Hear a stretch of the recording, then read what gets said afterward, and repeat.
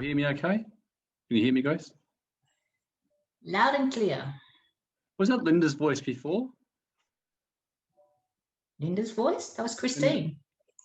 No, about 20 minutes ago, someone sounded like Linda Coles, but Kathy. oh, Kathy, yeah.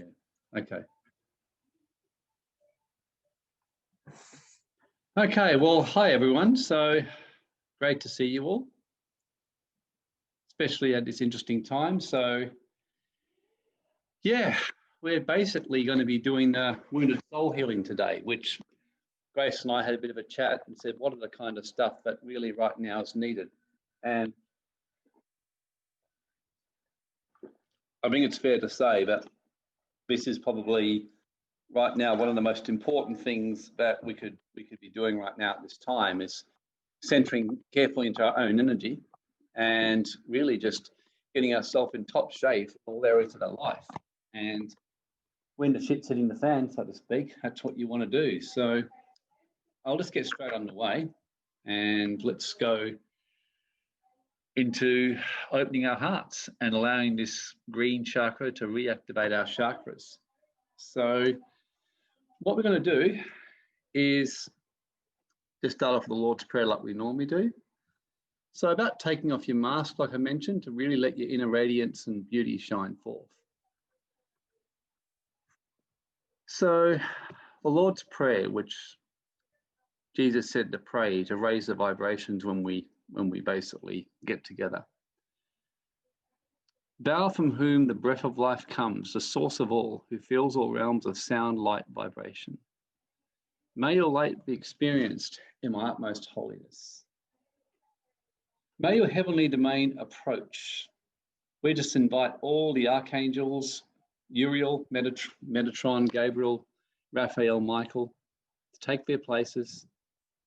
We invite the Paradise Sons, the Sons of the Banaor, all those aligned with the Order of Melchizedek, the Order of Enoch, and the Office of the Christ, and the Order of Shekinah, and just allow the blood of Christ to just fill this group. And we clear out all energies, all spirit guides, and bind any that are not working for the higher good, and asking that they be put in chains and removed today, that there may be a clear flow of the message through the power of Christ. Let your heavenly kingdom and your heavenly domain be here and be present and be filling us all. And let the power and love of Christ and the Holy Spirit be here. Let your will come true in the universe and all that vibrates as on earth, that is material and dense. And let all beings and energies aligned with what I just said before be present, and all those who are here to serve and work with us closely in the work that's been done today be present in the serving of the healing of the heart and the leading of today and leading of the message and awakening the etheric soul of humanity and bringing in all that are part of this network and alliance. Let your will and your heavenly vibration come into this universe and into this earth just as it is material and dense. Give us wisdom, understanding, assistance for our daily need. Detach all the fetters of faults, the karma that binds us astrally, causally, subtly, and etherically, in the same way that we release and that we choose to let go of the guilt and the karma of others. Let us not be lost in superficial things, materialism, temptations. Let us be freed from all which keeps us from our true purpose. From you comes the all-working will, the lively strength to act, the song that beautifies all, that renews itself from age to age. Amen. Sealed in trust, faith, and truth, confirmed of our entire being. So, as we normally do, I just started today with a nice ruin stone, and I got, hang on, for some reason the wrong one's up there. Let me just quickly fix that. That'll take 10 seconds.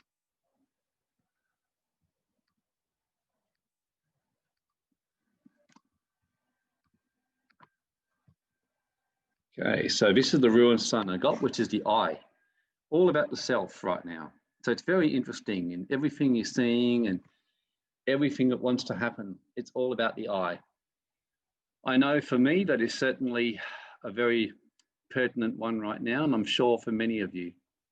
Yesterday, for those who had intercession, when we were praying as a group, there was a past life recollection by one of the people there, and it led to something, and we all felt how we were all aligned in that. And what I realized my role in there was my desire to help a particular person there who was being flogged, and I was held back and restrained. And the message and the lesson which I got was, it's not my karma. And that's really right now my own little mantra. It's not my karma. So in all that's going on in the world, in different parts of the world, whether in America, whether in different states, although we certainly are a collective and we can grieve and we can heal and work together as a world family, there was a strong message coming for me and for some of us today that it's not my karma. And it's first very important to realize that getting involved in anything that's not your karma can be detrimental to your own growth. So this was the message, and this is probably relevant to many, and it relates to a vision I had at the start of the year about an ice age, which I saw coming spiritually. I had a clear vision. I also saw this came up again. I got a message from someone yesterday about a dark winter, a spiritual blackout happening, given by someone. I've just been getting messages everywhere about this, like a Narnia ice age. The winter of spiritual life is upon you. You may feel yourself entangled in a situation to whose implications you are in effect blind. You may be powerless, you feel powerless to do anything except submit, surrender, even sacrifice a long cherished desire. Be patient, for this is a period of gestation that precedes a new rebirth. Positive accomplishment is unlikely right now. There is a freeze on useful activity.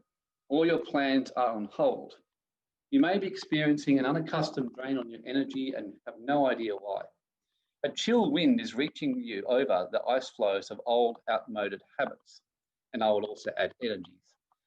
Trying to hold on to what's been or what's been in days gone by, and what you felt and what you've looked forward to in the world you've created in your own belief system and how things can play out, can result in a shallowness of feeling, a sense of being out of touch with life and of reality and what's really going on and what's taking place. Seek rather to discover what it is you're holding onto to perpetuate this condition and make a choice today to let go. Shed, release, cleanse away the old. Doing so will actually bring on the thaw. Usually it requires a sacrifice of the personal, of the I. At such a time, hang on, I can't read this properly, excuse me. The Zoom thing's in the way. You cannot hope to rely on friendly or helpful support. And yet there is no reason for anxiety in any form whatsoever at this time. Submit and be still, for what you're experiencing is not necessarily the result of your actions or habits, but rather arises from conditions about which you can do nothing at all. What has been full must empty, what has increased must decrease. This is the way of heaven and earth. To surrender is to display courage and wisdom. And yet there is another face to stand still. Just as winter is a time to go inward, drawing Isa can announce a time of restoration and renewal at the deepest level. In your solitude, exercise caution and do not stubbornly persist in attempting to work out your will. Remain mindful that the seed of the new is present in the shell of the old. The birthing of a butterfly is in the going through the process of struggle and difficulty in the cocoon as a caterpillar, the seed of unrealized potential, the seed of the good. Trust your own process and watch for the signs of spring. I feel that's very relevant. Who can particularly relate to that's how they're feeling right now, and that's what they can feel or see or relate to in some way? Because as you can see, it's really talking about an ice age that's happening spiritually right now for many. And we can see this on Earth. It's the media blackouts and censoring that is happening right now with the whole Trump fraud and everything like that and what's been going on there. It's kind of a really show of the taking control of the deep state, the cabal, what you would call the woman, William Brannan, one of the greatest prophets that ever. Some say that he was moving in the greatest miracle since the Apostle Paul in the 1920s and 30s. He had the media's attention everywhere. He had 7 visions which he gave, and 5 of them have come to pass exactly in a row for America and the world. 5 of them have come to pass. The 6th one he gave was he saw a beautiful woman on the surface full of splendor, and everyone loved her, but full of cruelty in her heart, who took control of basically America. And literally the people groaned and sent the country into darkness. And it's very interesting when you read it. And the 7th vision saw smouldering, burning, and ruin. So this, in a way, there's a lot of prophecy happening here. And it's definitely a time of breaking down the old in the physical realm to wake up something new in the heart and the spiritual, and bring in a new dawn of 5th dimensional living, 5th dimensional earth, and being more in the heart and being back in the realities of the earth. So it's a good time. It really, really is what we're having right now. So Christine says, a lot of butterflies on my lawn the other day. Sam, I was planting seeds this morning in the physical, seeds from the old lettuce plants, now to watch for starlings of spring. Yeah, look, generally, the beautiful thing to remember is what Christ told his disciples. When things are going well for the world, that basically he said to his disciples, you will mourn. But he said, in times of trouble, that's when you will flourish. And that often happens. I personally am more optimistic about where things are going and what I see opening up than I've ever been at any time in my life right now. Is a spring and a new birth awakening and a new energetic awakening that's happening. And really right now is the time to step into that. So all I see with this one is really a time to get into the deepest heart, the deepest soul, and to heal the heart and soul on the deepest levels. That's what so that's why we really wanted to do what we're doing today. So if you only got messages of balance of things today, yeah, look, there's a balance to what's happening here. And we were doing some work around balancing things yesterday, and basically the whole reason we got what's going on the earth right now is polarization. We've got so much polarization, and the deepest teachings and wisdoms of Christ was about dropping the polarization and balancing everything out. And that's the fastest way to heal your heart, is to move out of charge, to move back into that state of oneness with God, with Source, where you're basically completely balanced. And that's when healing takes place. So I'm just going to go with the flow today and go through, going to step in at various times. So I'm going to do a bit of reviewing of what we've covered to date, what I did a couple of weeks ago. This is our text for the day from the 3rd book of John. Beloved, I wish that you may prosper in all things and be in good health, even as your soul prospers. And I love that. In other words, John is saying, let you be prosperous in all areas of your life. In other words, prosper. Prosper, my beloved children, was what he was saying to them.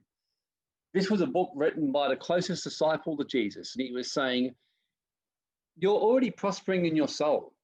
The fact that you're walking with Christ, the fact that you've got your higher chakras activated, the fact that the Holy Spirit is in your life means your 8th and 9th chakra are activating from time to time when you work it. And he says, I pray that you be prosperous financially and that you be in good physical, mental, and emotional health, even as your soul, your spiritual, and your emotional mind-body prospers. So this is our text for the day. This is a text of healing and a text of restoration. So I love this one. It's a wonderful, wonderful scripture, and you could just about meditate on this for hours. You could meditate on this one for days. It's just a fabulous, fabulous one. So there's so many scriptures on that. We'll be going through a couple of these today and looking at all these ones and seeing how they actually work. So there's a few other scriptures that we're going to be looking at and going through on this one. So the main thing is to ask yourself before we do that, is your soul prospering in all areas of life right now? You know, are you getting caught up with things that are not your karma, so to speak? Are you really prospering in all areas of life? Is your life an absolute blessing in everything that you're touching right now? Are you experiencing great restoration and freedom in your life in every way, shape, and form? So there's such a beauty in the scriptures and what it actually teaches, and the blessings, and just how it teaches about the power of healing the heart. So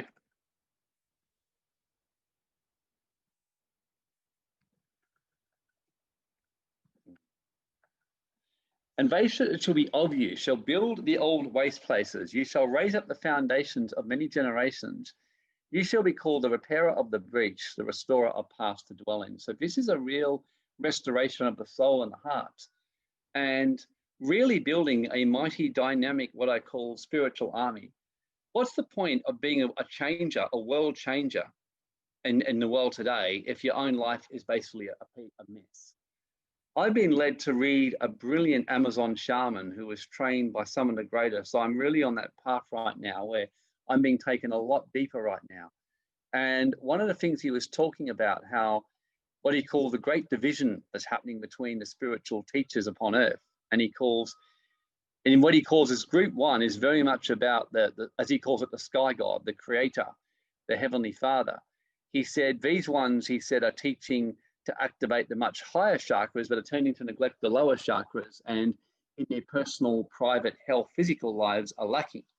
He said there's another group like us, the Amazon shamans, that are teaching more Mother Earth, the lower five chakras, about Mother Earth, about the importance of those, about staying connected to the earth, your body, your food, everything, but then they're neglecting the higher chakras. So he said, this is a time to realize we're part of a much greater whole and move into a far deeper, what he calls spirituality, a new form of medicine. So it's a new form of healing. And right now, health and healing of the heart, and it's just going to go to a whole new level, a ferric luminous heart, the whole higher heart, the whole. So when we're just talking about the heart, we're not talking about a temporary psychological healing. We're talking about a deep healing of the heart and soul on all levels, which doesn't just affect you. It affects your connection to the earth. It affects your connection to the trees. It affects your connection to everything around you, your respect and your love for the earth. It affects your connection with God. It affects your connection with each other. And ultimately means you can actually change the earth as well as live a deeper quality of existence in your own life. And see this in your financial life, see this in your emotional and spiritual life, and see it with your families, and just really can make a difference from a point of love and strength and healing. I can remember years ago when I saw the mess on planet Earth, as I saw it, and I started off as a bit of a warrior, going hard at it, fighting, attacking things, and going through all kinds of things to help heal my heart. Eventually, I exhausted myself. And I eventually realized that unless it's the solution to healing of the heart is a whole solution, which means it's covering on multi-levels, it's covering all the different levels, and as well as nourishing the I, the self.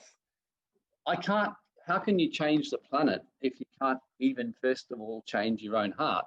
If you can't look after your own sons and daughters, if you have trouble raising your kids, if you've got problems at home.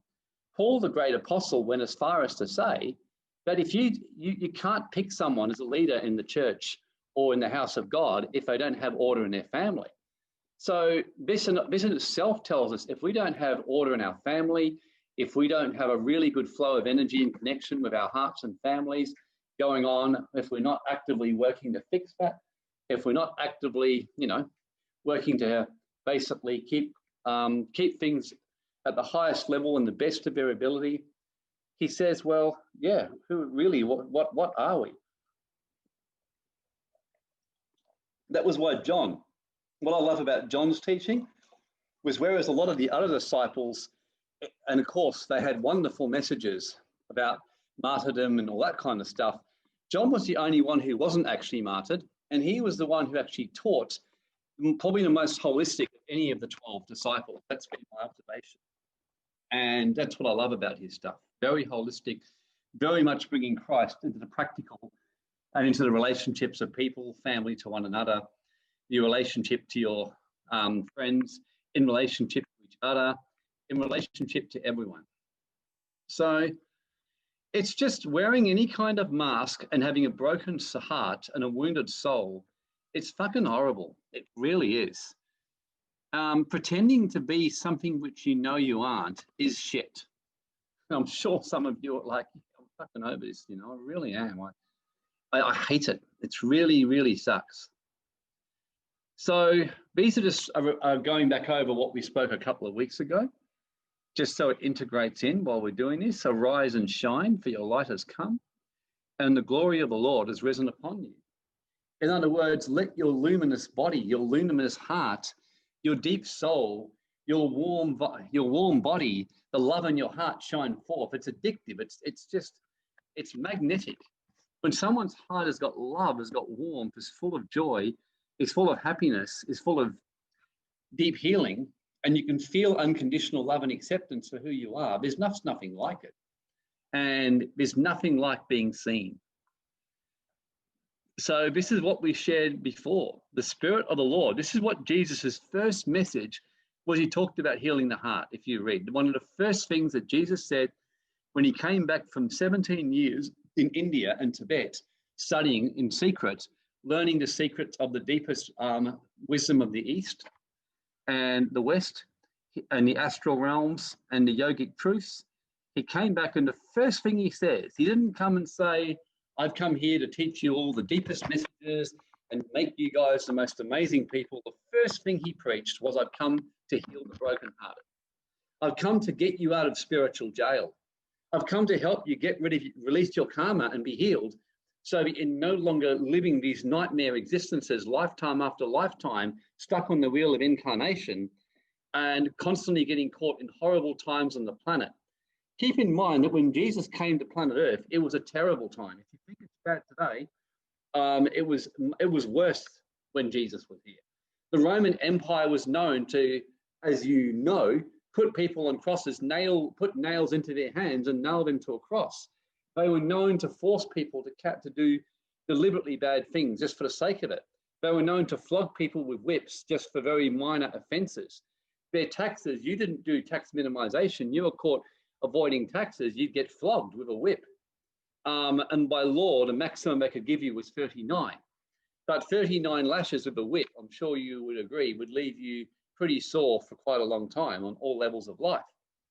So this message, when he came, would have been like, wow, this was a people broken in heart, bruised in soul, devastated, damaged, lifetime after lifetime having come, would be feeling the weight of their sins, feeling the weight of a system but didn't even give any relief in all to basically their medical needs, their health needs. If you had eczema or psoriasis, you didn't go to the hospital. You got shut out basically in the tombs. That's what happened. If you had severe illnesses, you were kicked out of the city, and you were kind of left to yourself. It was just you were actually not just that, but you were called unclean. That was the basic what would happen to you in that time. If you were an emotional wreck at that time, you didn't have psychologists and psychotherapists who you could go and sit with. You just had a few gurus here and there.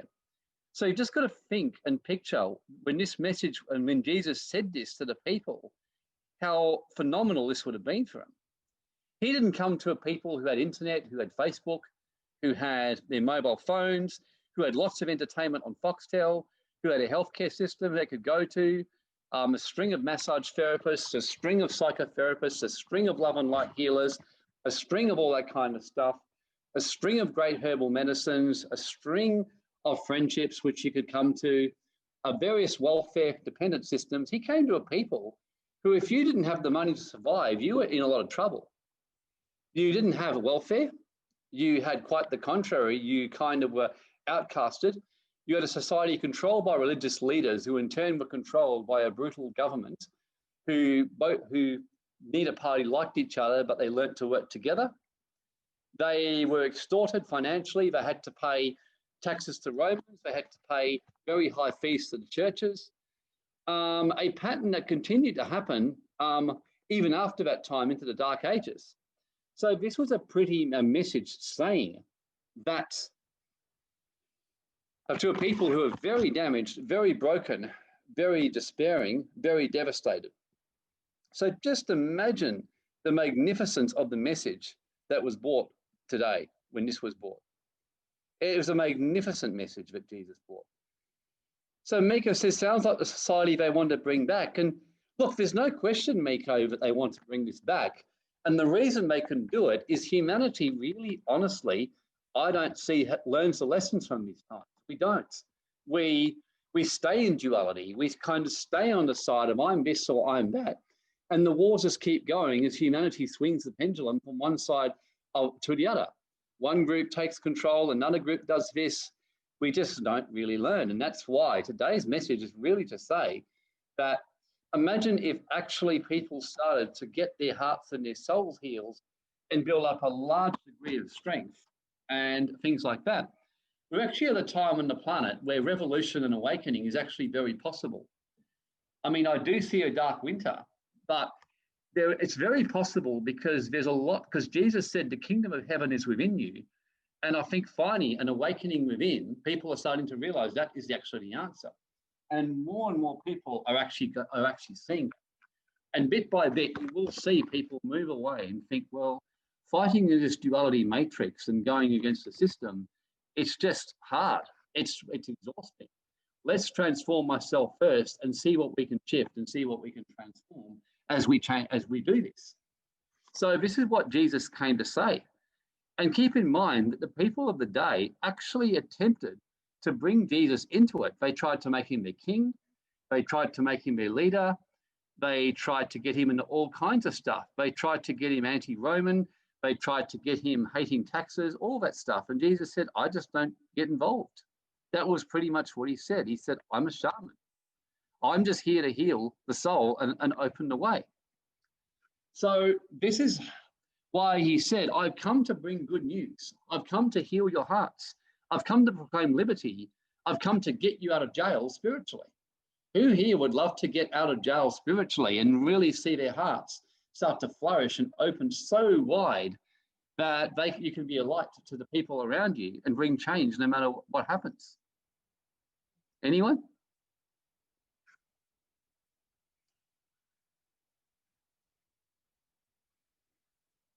Yeah, Lexi and Sam, absolutely. There's just such many good things today, like so much. Alex, yep, Lexi was just having visions of it. Yeah, absolutely. So when you wear a mask and disconnect from your truth and that, you really don't experience your full light. So the last time when we spoke from Job, we just gave a few different scriptures, which I'll just really show you in summary form, where we talked about the hypocrite, which, as we may remember, means someone wearing a mask. So we gave these ones here. They die in youth and their life is among the unclean. So there were 4 outcomes from wearing a mask we mentioned. You heap up astral karma. You cry not when you're bound. In other words, you don't really get healed, is probably another word of putting that. You don't express yourself. You don't speak out your truth. You don't cry. You don't let out what you're feeling because you're so concerned with what you're seeing around you. You die in youth, physically, spiritually. You become vulnerable to mental health issues, and your life is among the unclean. You feel disconnected and empty. So this is what we shared last time. And let's just start to really look at this more. We looked at some of the masks we wear last time. The nice guy, you know, that's the most common one. And I know Steve's going like, oh, that's his big one right now. He's knocking down. The good son, the good daughter, who just basically keeps mummy happy. And by the way, I can remember a psychotherapist, Ian Mackey, who we've often mentioned, who helped Grace and I massively. I've never forgotten what he shared about the good daughter. He talked about the number of women who hit 30s, that he said one of his most common clients was a woman who would hit 30 and the severe anxiety that would hit them from trying to be the good daughter would finally catch up with them. And then they would be having panic attacks and inner stresses happening most of the time. I meet so many women like this who are kind of feeling that responsibility to their mother and trying to wear this good daughter. And this is This is a real impediment to healing. So this was the example we gave. The dutiful wife who's suppressing what they're feeling, suppressing their dreams, suppressing your heart's desires, suppressing your, like, yeah, I'd love to be in business. You know, I'd love to go out and make some money. Or I'd love to go out and, you know, build some fantastic work as a woman, but feeling like you can't do it. The faithful churchgoer, the full of love and light mask and not facing your pain of your heart. The activist. This is another form of pain. Many activists are really just angry and hurting like heck because they're devastated by what they're seeing going on around them. And they're just kind of like in their anger are just hitting out from a deep point of pain. The martyr. The always happy and smiling mask, but deep down feeling a lot of pain. The rabid feminist. And this is another example of so many women. I mean, I was actually talking yesterday with someone about this. And this one is what William Branham, in his 7 visions, which I mentioned at the start, the 5th vision which he had, he actually saw the decay of the feminine energy. So before he saw the big takeover of the cabal, he saw it was initiated over a 20, 30-year period by a real breakdown of feminine energy. So that was his 5th vision. He had these in June 1933, and every one of them happened one by one. But the 5th one was a breakdown in feminine energy and what he called the feminine. And he said feminine became perverse, it became sexualized, as he said, on a high scale, and women lost their touch with their feminine. And he said that then led to the next stage. So that's what he saw. So many women who are feminists, we watch how much women now are competing to be men and men becoming more like women. So we can see this breakdown of the energy. And this is really, again, just a mask. So not a judgment. It's just another mask for deep pain and deep breakdown. And women I meet who've lost connection with their feminine, when you really probe them enough, they really deep down feel their pain from that. No doubt she's got a lot of pain too. Climate change activist. Just trying to be perfect little daughter. Successful achiever. Trying to be so successful and like enjoying it, but deep down, that's because that's how he's always been valued, on his achievement. The hypocrite. The smiling assassin, the person speaking to you, but deep down they're demolishing your heart and cutting it forward. These are the most dangerous to your heart, from my experience, because I can handle someone who straight to my face speaks the truth to me. It's the person who tells me something to my face, but I can feel there's something behind it which they won't acknowledge.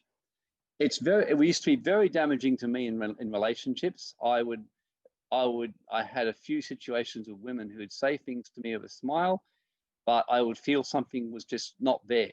I'd feel the connection that was once there was gone. And that's what would cause the damage. Supreme alpha male is another one. So let's just have a look at some scriptures on healing the heart. Just quickly read some of these out to activate this, and then we'll just go, because there's some great promises from the higher work of what we can do to heal the heart, and then let's start to go more practical with it. So Jeremiah, and I know this is one of Christine's favorite scriptures right now. I know the thoughts I think towards you, says the Lord, of peace, not of evil, to give you hope and a glorious future. This was a scripture I used to pray over myself. One thing that what you can do is when you speak these scriptures over yourself, just to explain, you're actually working your luminous body, your etheric body. You're working your higher chakras. So although it doesn't necessarily bring an immediate shift in your physical life, you will notice the change over the coming weeks and months come into your physical realm, because that's how it works. The luminous energy body, things are generally instantaneous, but to play out in the physical, it can often take longer until you learn to connect the two together like Jesus did and actually make them one, which means then you can make the luminous body happen at the same speed as the physical realm. That's why Jesus could instantly heal people, because he learned to connect the two realms together. That's how yogis like the great fakir, his name was, Azrat, he was actually able to manifest gold, food, silver, anything he wanted in front of people in India. He was famous for doing that because he learned a secret to connect the astral realm with the physical. So he was told when he learnt this as a boy, by a yogi who he helped out, who gave it to him as a gift. He said, I will show you a secret on how to unlock basically one particular astral realm, but very few are shown, on how to make everything happen instantly from the realm into the physical. So that is not the norm. Most of the time, the work you do in your luminous astral body takes time to come into the physical. So this is why many people who generally have health issues come into your life, and those of you who did the manifestation course, remember how I said to you, you are the product of your last 1,000 thoughts and your last 1,000 choices. So whatever you're thinking and whatever you're choosing and whatever you're deciding mentally is what's bringing into place your reality right now. So I'm sharing that background because you can actually start to do work to heal your heart by speaking a new reality over yourself, and understand it's not going to happen straight away. And this is why people then get discouraged and give up. It's going to take time. It could even take months, depending on how connected you are, but you will see it come to pass. I have done this on everything from financial abundance to healing things, manifesting a partner, all kinds of stuff in days gone by, manifesting marriage when Grace and I got married, manifesting the kind of life for the boys we've got right now, everything. William, who's really flourishing, I mean, he wouldn't know the stuff I was speaking about him and over him when he was a boy and when he's in the womb. I was speaking the stuff he's doing today. I was speaking greatness. I said to Grace, this boy is going to be worldwide. He's going to be a world changer. He'll be changing governments, everything. Is where this guy's going. I spoke that over him from his womb. So we can do this. So we can change our thoughts by thinking this. So this scripture here, it's a great one. I used to speak this over myself constantly. So it reminded me that there was a higher destiny for me. Another one, which is from Jeremiah. But now I will heal and mend them. I will make them whole and bless them with an abundance of peace and security. So another promise from God, I will heal you. If you choose to walk my ways in the higher path, I will heal you. I will mend you. If you avoid duality and heal the heart, I will heal your heart. I will heal your wounded soul. This is why Grace and I, by the way, work so well. Because as we spoke about it, I said, I'll teach a lot of the scriptures, but when it comes to the practical healing of the heart, although I can give my bit, this is where Grace has got such a gift. Whereas I work more from this angle. So Psalm 34:18. The Lord is near to the brokenhearted. He preserves the crushed and the broken in spirit. That's another good one. So he's near. If you're feeling a heart broken or if you feel like there's been hurt, you are absolutely, the Lord is near to you and preserves you. Do not let your hearts be troubled, Jesus said. You believe in God, believe also in me. Come to me, all you who are weary and burdened, and I will give you rest for your souls. I love this one. This is what Jesus said, I will give you rest for your souls. It's a beautiful one. His yoke is easy and his burden is light. So he comes to give this rest for your soul. So if you're weary, if you're burdened, if you're heavy laden, he says, come to me and I will give you rest for your souls. Proverbs 3, trust in the Lord with all your heart. Don't lean on your own understanding. In other words, let go of the linear thinking. Just trust, just go into your heart and just allow yourself to let go. That's why meditation in the Kriya Yogis taught is so important. When Yogananda said, how do I clear my past lives and really heal my heart and quickly release all my karma? And he always said yoga, Kriya Yoga and meditation. In other words, getting yourself back into that state where you let go. That state like similar to a deep REM sleep where you're not really thinking, you're not in duality, you're neither here nor there. You're just simply in one with source, and that's where healing happens. Peace I leave with you, my peace I give to you. I do not give to you as the world gives. Do not let your hearts be troubled. Do not be afraid. Gosh, that's just such a good scripture when no doubt so many of us feel such a horrific fear in our life. So we can see what's going on in the world for some of us and go, oh my God, what is this going to actually mean? You know, what does this actually mean with what's happening in the world? The beautiful thing is what Jesus said to his disciples, and keep in mind, he was saying this when things were getting pretty bad. Things were scary. In a way, every bit as scary, if not more, than what we're seeing today. He was pretty much saying to them, they knew that death awaited them, like physical death. They knew that being put on a cross for Jesus, they knew that they could be put to death, all kinds of things just for associating with him. Be careful for nothing, but in everything, by prayer and supplication. Now, let me just actually fix that up, because the word supplication can be confusing. So be careful for nothing. In other words, don't care or worry about anything. So another way of putting it is don't worry for anything, but in everything by prayer, petition, which means to actually ask, with giving thanks, is what thanksgiving means. In other words, giving thanks, being grateful. In other words, not getting into whinging, complaining.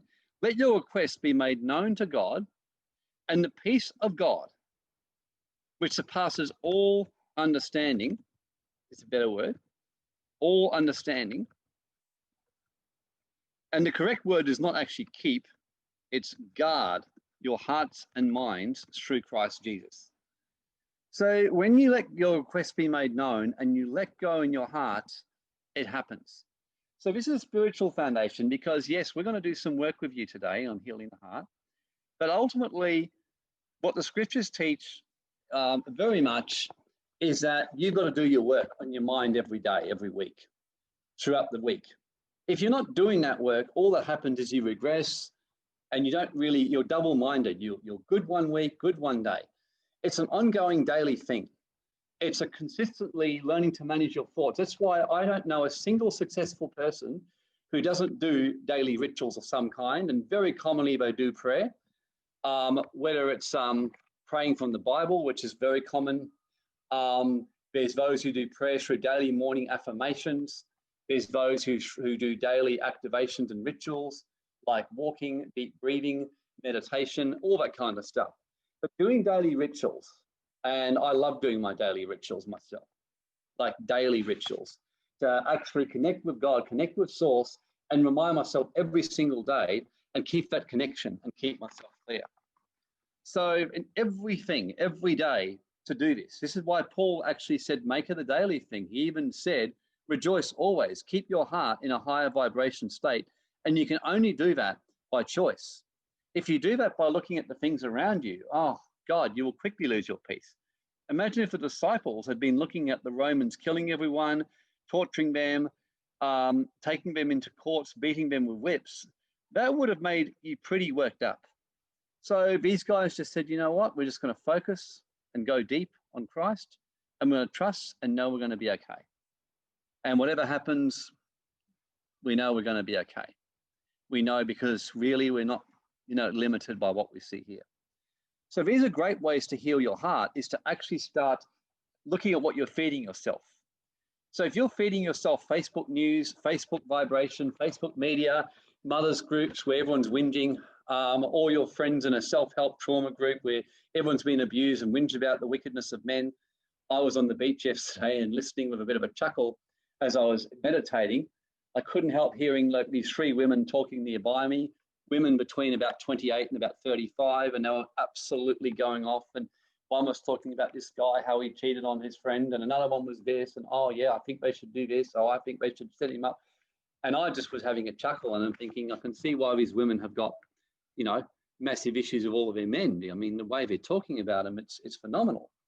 So it's really, it's what you're speaking and praying and getting yourself disciplined. This becomes a daily diet, a daily food, a daily meal plan for you. These are some scriptures I'm giving you to get started, where you can look at them. I can remember myself that one of my daily diet or meal plan I used to use was Psalm 119. I used to actually write these scriptures on cards, and I would carry the cards around me. And when you go to Psalm 119, it says this. It says, how shall a young man keep his way? I wrote it in my own words, of course. How will a young man keep his heart pure? That was the actual original meaning. By taking heed or living his life according to your word. So I spoke these three over myself every single day, constantly. With my whole heart I've sought you. Do not let me stray from your commandments. So that's my way of saying, keep me on track, higher self. Keep me on track, God. When I start to go off track, kick my ass, get me back. I've hidden your word in my heart, that I might not sin against you, that I might not build more karma. I spoke this over myself constantly, daily. And if you're wondering, did I prosper in that time? I'm sure the answer is pretty easy to know. I was prospering. Life was just absolutely working for me in just about anything I was touching when I was doing it. When I stopped doing it because I got lazy and started to let my thoughts get caught up with the things around me, I would notice the change in my life. As soon as I do it, I start to prosper. Business would work, finances would work. I can remember when Grace and I started our tax intelligence business years ago, and we were praying and speaking this stuff every day over our business, over our work for the first year and a half. Within a year and a half, it was prospering so phenomenally. We had major corporate investors wanting to buy into our company. People were hunting us down. It got to our head. We stopped doing it. We started fighting. We got into duality. We started getting angry at each other, and we started fighting, and the whole thing imploded over the next 2 years. And it was simply because what we did in the beginning, we didn't do in the end. And this is the beauty of healing the heart of your own life, the heart of your business, the soul of your family, by what you speak over your family. I spoke Psalm 128 over my boys constantly, over William, James, Edward, and Josiah. And Grace did too with me. I spoke this. Your wife shall be a fruitful vine by the sides of your house. I said, I will always be prospered in my marriage. Yes, although Grace and I separated, as you can see, we have a fruitful work together. And we're still very close. Women in my life I'm very close to. Your children shall be like olive plants around your table. In other words, your children will prosper. I spoke this constantly over them.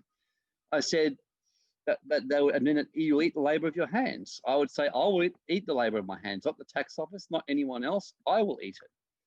I spoke this as well. Psalm 112. I used to speak this constantly over myself. Wealth and rich, his seed shall be mighty on earth. Blessed is the man who fears the Lord. Like blessed, greatly blessed, amazingly blessed, phenomenally blessed. It said, his seed shall be mighty on earth. His kids, his children, the generation shall be blessed. I spoke this. I expect William to be one of the most famous healers in the world. That's what I've spoken over him, to be a king. Wealth and riches shall be in his house and his righteousness. In other words, wealth and riches. These are the things we spoke over. I'm sure you'd all agree, if you're speaking this stuff over yourself daily into your luminous etheric soul, and you keep doing it consistently, you will see this manifest in your physical life. You will see it. So, peace of God, which surpasses all understanding, shall guard your heart and mind in Christ Jesus. Do not be conformed to the pattern of this world, but be transformed by the renewing of your mind. That's the first way to start to heal the heart, by renewing the mind, getting yourself into a state where you're so clear that healing happens. It's why we love working with Max. You know, Max is on here right now. Max is just like an open vessel. Like, you can see that. The renewing of the mind. He works on himself like an insane maniac. I know what he does. He does lots of work on himself. He's doing all kinds of stuff. And, you know, I can't keep up with the stuff he's doing, you know.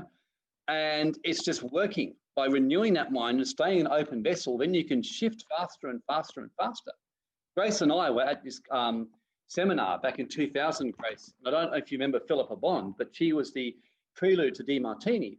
But she was the first one who taught that as you start to neutralize the energies and speak this kind of stuff, you can actually shift and you can speed up.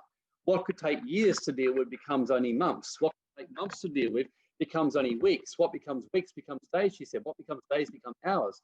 What becomes hours is become minutes. What becomes minutes becomes seconds. You can actually start to speed it up.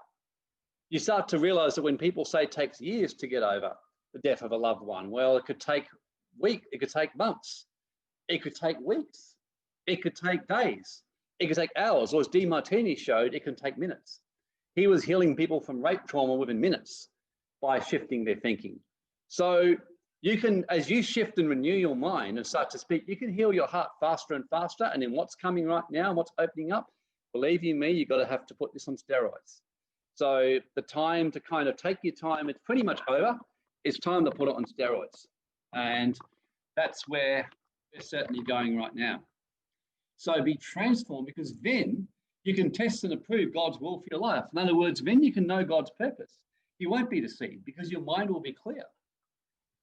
So I will extol you, O Lord, for you have lifted me up and you've not let my enemies rejoice over me. Lord, I cried out to you and you healed me. You brought up my soul from the grave. When I was in the worst times, these were the scriptures I'd speak over me. When you're feeling down, you're feeling the negative thoughts hitting you, you're feeling the fear and the terror hit you. Why not do that? Why not speak a scripture over your soul? Why not just imagine, just give thanks in your heart that you're already healing? I've been having stuff going on in my foot for weeks and feeling deep grief that just wouldn't leave me about that and about other things. And I'd done everything and I was starting to speak a bit negative about it. So I started to change it. And only about 4 days ago, I said, you know what? This is ridiculous. I said, this is taking me weeks to heal this. That's because my mind is blocked, my chakras. I'm going to get this fixed. And as soon as I did that and started to speak over myself like, yep, I will extol you, O Lord. I know I'm coming out of this. I know that my heart is opening wide. I started to imagine my heart chakra spinning faster. I started to activate my heart chakra and open it up more and started to speak over myself. And then straight away, I got a sense to connect with someone who I did, who did acupuncture and healing on me, reopened my meridians. I felt the energy restored. And although it's still healing, the speed of the healing is suddenly happening a whole lot faster, like it's accelerated. Now I'm just asking, how can I make it even quicker? So you brought up my soul from the grave, from the lowest point. The sorrows of death compassed me. The pains of hell got hold upon me. I found trouble and sorrow. When I called upon the name of the Lord, O Lord, I ask you to deliver my soul. Return to your rest, O my soul. For you have delivered my soul from death, my eyes from tears, and my feet from falling. I'm sure that if you spoke that over your heart and soul day after day, it'd be pretty hard to stay depressed for too long. It'd be pretty hard to fall into a negative state of mind. You try it. In fact, even now, what I want you to do is this. I just want you to breathe for a second and just think. And I want you to slump your body, look down and really collapse your whole chest and body and slump. And try and feel happy as you're doing that. You'll find it's pretty hard. Now I want you to lift up your spine, breathe in deeply, right into your belly. Really sit up straight. Imagine like a silver cord going out of the top of your head and connecting to the ceiling and pulling you up, and sit up straight and smile. And now try and think of a depressive thought. You'll find it pretty hard. So who noticed straight away the difference just by changing your posture and what you were speaking? Just type a yes if you actually did that and instantly noticed the difference. Yep, definitely. Yep, Alex, Sam, Kaylin, Christine, Sheldon, you do. I can remember this was done in a workshop I was in. Tony Robbins does this one regularly, just that one exercise. So you have the power to do a lot of work on yourself that the healing of your heart speeds up. And then it makes the job of Grace, myself, and others who do this work easier. Because what Paul said in Ephesians was he gave apostles, prophets, pastors, teachers, and evangelists really to do what? To help you do the work of the ministry or do the work of service, fulfill your purpose, fulfill your path, and become a light in the world. That's what is here. This is where the church turned into some kind of antichrist organization that became an organization rather than an organic, dynamic kind of organism, which is growing, regenerating all the time. Psalm 147, the Lord builds up Jerusalem. He gathers together the outcast of Israel, those who feel left out in society. He heals the broken in heart and binds up their wounds. I spoke this stuff over myself when I had a broken engagement when I was 21. My heart was a mess. I spoke scriptures over myself non-stop for like 3 to 6 months, literally. I walked around. I would go for walks and out in nature and spoke this. I think within 3 months, I hardly noticed it. It was like it never happened. Just healed the whole thing. Just cleared it. You really can do that. Scripture is powerful. Though a host should encamp against me, my heart shall not fear. Though war should rise against me, in other words, spiritual war, against you in the physical, inwardly, I will be confident.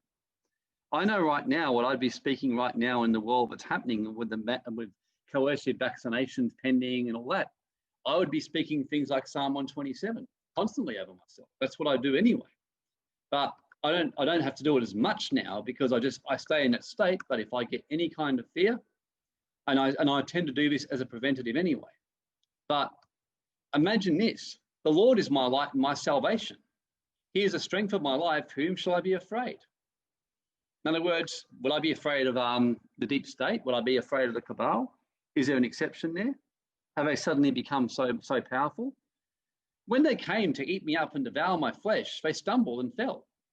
So though a host should camp against me, as Psalm 91 says, even if 10,000 on one side and 1,000 on another, they won't come near me. I've spoken that over myself since a boy. Over and over again, I've been protected in impossible situations. I could keep you busy all day with that. But over and over again, my heart shall not fear. When I felt a broken heart, I've been led to things. I speak the scriptures over myself, and before I know it, something happens and it gets healed. In the time of trouble, he hides me in his pavilion. In other words, he protects me. So there's so much about having a healed, confident, strong heart, what this is saying today. Jesus put it even probably better than me. Come unto me, all ye that labor and are heavy laden. Those of you who are striving is probably a better way. Those of you who are striving. In fact, let's just change that to make it look even more relevant. Come to me, all you that are striving and are heavy laden, and I will give you rest. You shall find rest for your souls, for my yoke is easy and my burden is light. So Christ isn't saying there isn't a burden, which there is when you're carrying the work, but in comparison to Satan's burden, pretty easy choice. The Lord is my shepherd, I shall not want. He makes me to lie down in green pastures. He leads me beside still waters and restores my soul. So really, when we shut up our heart and close it and we allow negative thoughts to come in, because how do we get broken hearts? It's actually quite simple. It's how we see it. It's our perception. In shamanic teachings and in all my work over the years, I've done years and years of working with shamans and working in private in this area. One thing I learned is that you can literally not grieve. And I found there's been situations when I've had things go badly wrong and I really haven't grieved because I'd opened myself. I've been able to clear the imprints. But understand that you do have imprints in your etheric body. And when we come onto planet Earth, we come with our imprints of our past lives, we build them up in current lives. So if you, for example, you continue to attract into relationships or with men that are similar kind of people, you're basically living out an imprint. That's all you are. And until you clear the imprint, and William, I can't wait to speak to you more privately because some of the new shamanic teachings I'm studying is confirming everything you and I do and showing some deeper layers of teachings I think you'll find very interesting. But he confirms that everything from imprints to discarnates to demons in your etheric body will continue to manifest things in your physical reality over and over again. That, by the way, is why I'm convinced that the system and the deep state and what we're seeing today is doing everything to try and take control of people's etheric body and change DNA so they can control your spiritual life as well as your physical life.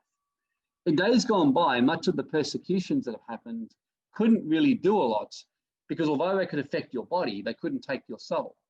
What I see is this new thing that's coming in is ingenious. It's designed to get control of the souls and people's spirit and etheric bodies as well. That's what these new things can do. That is why more than ever, it's the best time you'll ever get because on the laws of the way the universe works, when you've got this happening on the extreme on one end, there's an equal extreme happening on the other end. There's always this polarity. So there's such an amazing opportunity to fast track the healing of the heart and the etheric soul and clearing out your imprints to have a really open, clear heart.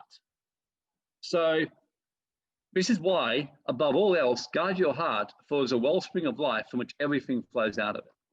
So number one is healing the imprints that are already there and healing what's there and clearing it out to move forward. But secondly, guarding it moving forward so you don't repeat the patterns of the past and the wounding. So breaking up your fallow ground or breaking up the hardness to allow yourself to come back to being soft again. That's what it's saying here. So before I get Grace involved to start to do some work, signs of a closed heart, these are not like, these are only inclusive. They're not like, basically the be all and end all. These are just a few signs. So you have a real struggle to express your sexuality. And what I mean by that is that I'm seeing this in today. Because we are such a sexualized society, people are no longer expressing sexual energy through creativity like they used to. They're no longer expressing it in the same way through art, through poetry, through dance, through a smiling, beautiful dance, through a joy in their heart. There's nothing like being with someone who's got their sexual energy flowing, a woman who's dancing with her beautiful body showing, her hips moving. It can be an amazing thing to watch and very erotic for a man and amazing for a woman to feel her womanhood. So many women now feel guilt around doing this. They feel locked up around doing this. And then you have the other extreme of women who are literally just or virtually turning into prostitutes and going the other extreme and doing it. Men the same. How many men would love to let their bodies go and just dance and let their sexual energy flow through and feel their manhood and feel the greatness of their feminine, of their masculine strength? Many men know.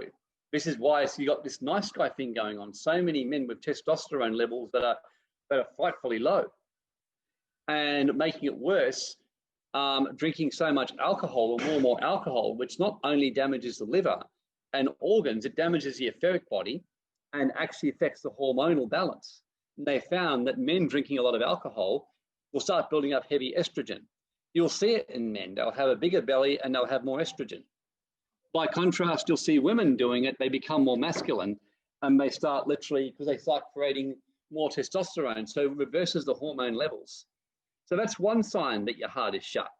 You just don't want to do it. You watch people dancing and you want to dance, but you don't. You feel guilty, you feel stupid, you feel full of fear. You feel afraid to let your heart come forward because if people mock you or laugh at you, you feel wounded and close up again. Whereas if your heart's healed and strong, you'll just laugh at them and think, how sad that you feel that way. Isn't it sad that you're so closed up, you're judging me, rather than really feeling this yourself and having the joy? Jesus, you can imagine, he expressed himself because his heart was open. His heart chakra was fully open. He wasn't afraid to express it. And when people mocked him, he felt sad for them. He grieved for them. You've experienced abuse or trauma, any kind of emotional or sexual abuse, that can leave some imprints or scars on the etheric body or some kind of a tear. And that then will continue to imprint similar situations or various other things or closing up of the chakras. Whereas by clearing the imprints at all levels and that one there, or by healing the pain quickly and moving beyond it and seeing the balance in it all and learning how to heal that, you can actually quickly step beyond that and see the abuse as actually an amazing blessing for your life. You can start to step into it and think, wow, it helped me find my power. It got me balanced again. I experienced extreme emotional abuse when I was younger, not sexual, but emotional, on a very extreme level in upbringing and various other times. And for years, I had a lot of anger and wounds and bitterness around it. Now I look back and think I'm so glad I had it because it's given me the strength. The work I'm doing today and what I'm teaching and the power I need to be spiritually doing what I'm doing, take on a whole system, so to speak, and create a whole new spiritual movement. And what Grace went through to stand with me and us do this together, we couldn't have done it without going through the kind of abuse. I have no doubt that in my soul, I chose my parents, I chose my experiences. So you can start to heal that. You struggle to show your womanhood and have body shame. Louise Hay shares that with women, that she got them to stand in front of the mirror and just say, I love you, when they were naked, and they couldn't do it. Most of them started bawling and couldn't do it. But those who could were very awkward. Very few could do it. Most men, if you stood in front of the mirror and just stared at yourself naked, you'd feel embarrassed and a sense of stupidity comes into you. I know for me, when I first started doing this, I would feel this shame and hatred of my body. I'd feel this inner shame. I'd stare at myself in the mirror. Thoughts would be saying, you're pathetic. God, you look so skinny, you look this. All stuff that had been programmed into me from childhood, from kids in school, what people would say to me, what I started saying to myself. And in the words of a Aztec shaman, I was effectively committing black magic on myself by speaking and cursing myself, by speaking all kinds of negative energy and negative shit over myself. So that's what starts happening when you constantly speak negative shit and negative energy over yourself. You have a real disconnect between your heart and sexual chakras. That's another one. So you'll find more and more that many men are almost shut off in their sexuality and they can only activate it through porn. And many women, by contrast, are very sexualized. And in the words of William, he said, the women are the ones, Dad, he said to me the other day, he said, I want to fuck. And he said, don't want relationships, and the men want relationships because that disconnect and void in men's hearts, they're just basically activating it heavily. And then the women are overactive in their sexual chakras because they shut off their hearts. So it's really a disconnect rather than integrating them together. You find it hard to have quality, intimate connections with you, yourself, and others. So if any of these apply to you, then you know what I mean. I love intimate connections. I don't want loose connections. As soon as I feel someone closing off to intimacy with me, I just tend to move on from them because I love intimate connections of the heart. I really do. It doesn't mean that I'm going to, if it's a woman, I want to fuck them. Most of the time that will actually, be a damaging factor to the connection if you go there, because you actually now, unless you're actually doing that consciously and by choice together with each other, and where there's such an alignment of unity, it will enhance the experience in a tantric or heart way, that could actually end up causing damage to the heart, because then it brings you more into your body, it takes you out of your heart, you move into your lower nature and you start creating expectations. So any kind of sexual stuff has to be pondered about, that kind of thing. And where you're aware of what you're doing and you have full control. So I'm not saying you don't explore sexually with your body. It's a great thing to do. But many of the yogis and the shamans knew first and foremost, master your ability to have quality, intimate connections. I was very, very grateful that I was a virgin until I was 26 myself, because at the time it looked silly, but looking back, it did teach me to get more, to actually work more in my heart and build quality connections with people. And the funny thing was, when I tried going on the path for a while of being this kind of alpha, just banging anyone left, right, and center, it didn't really work for me because my heart chakra was too developed.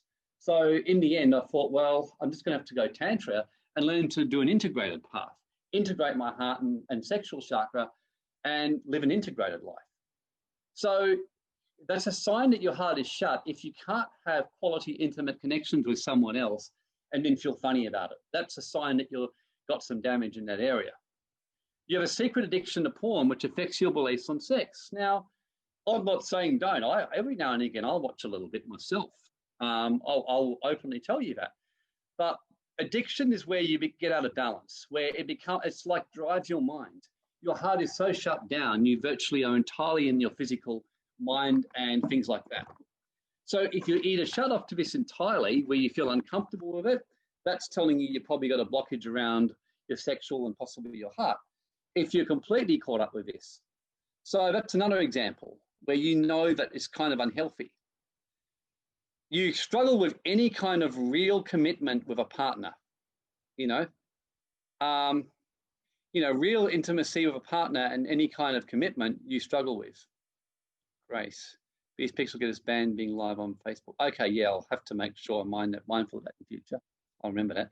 So any kind of commitment you struggle with. So anything like that, any kind of intimacy with a partner, any kind of commitment you really struggle with.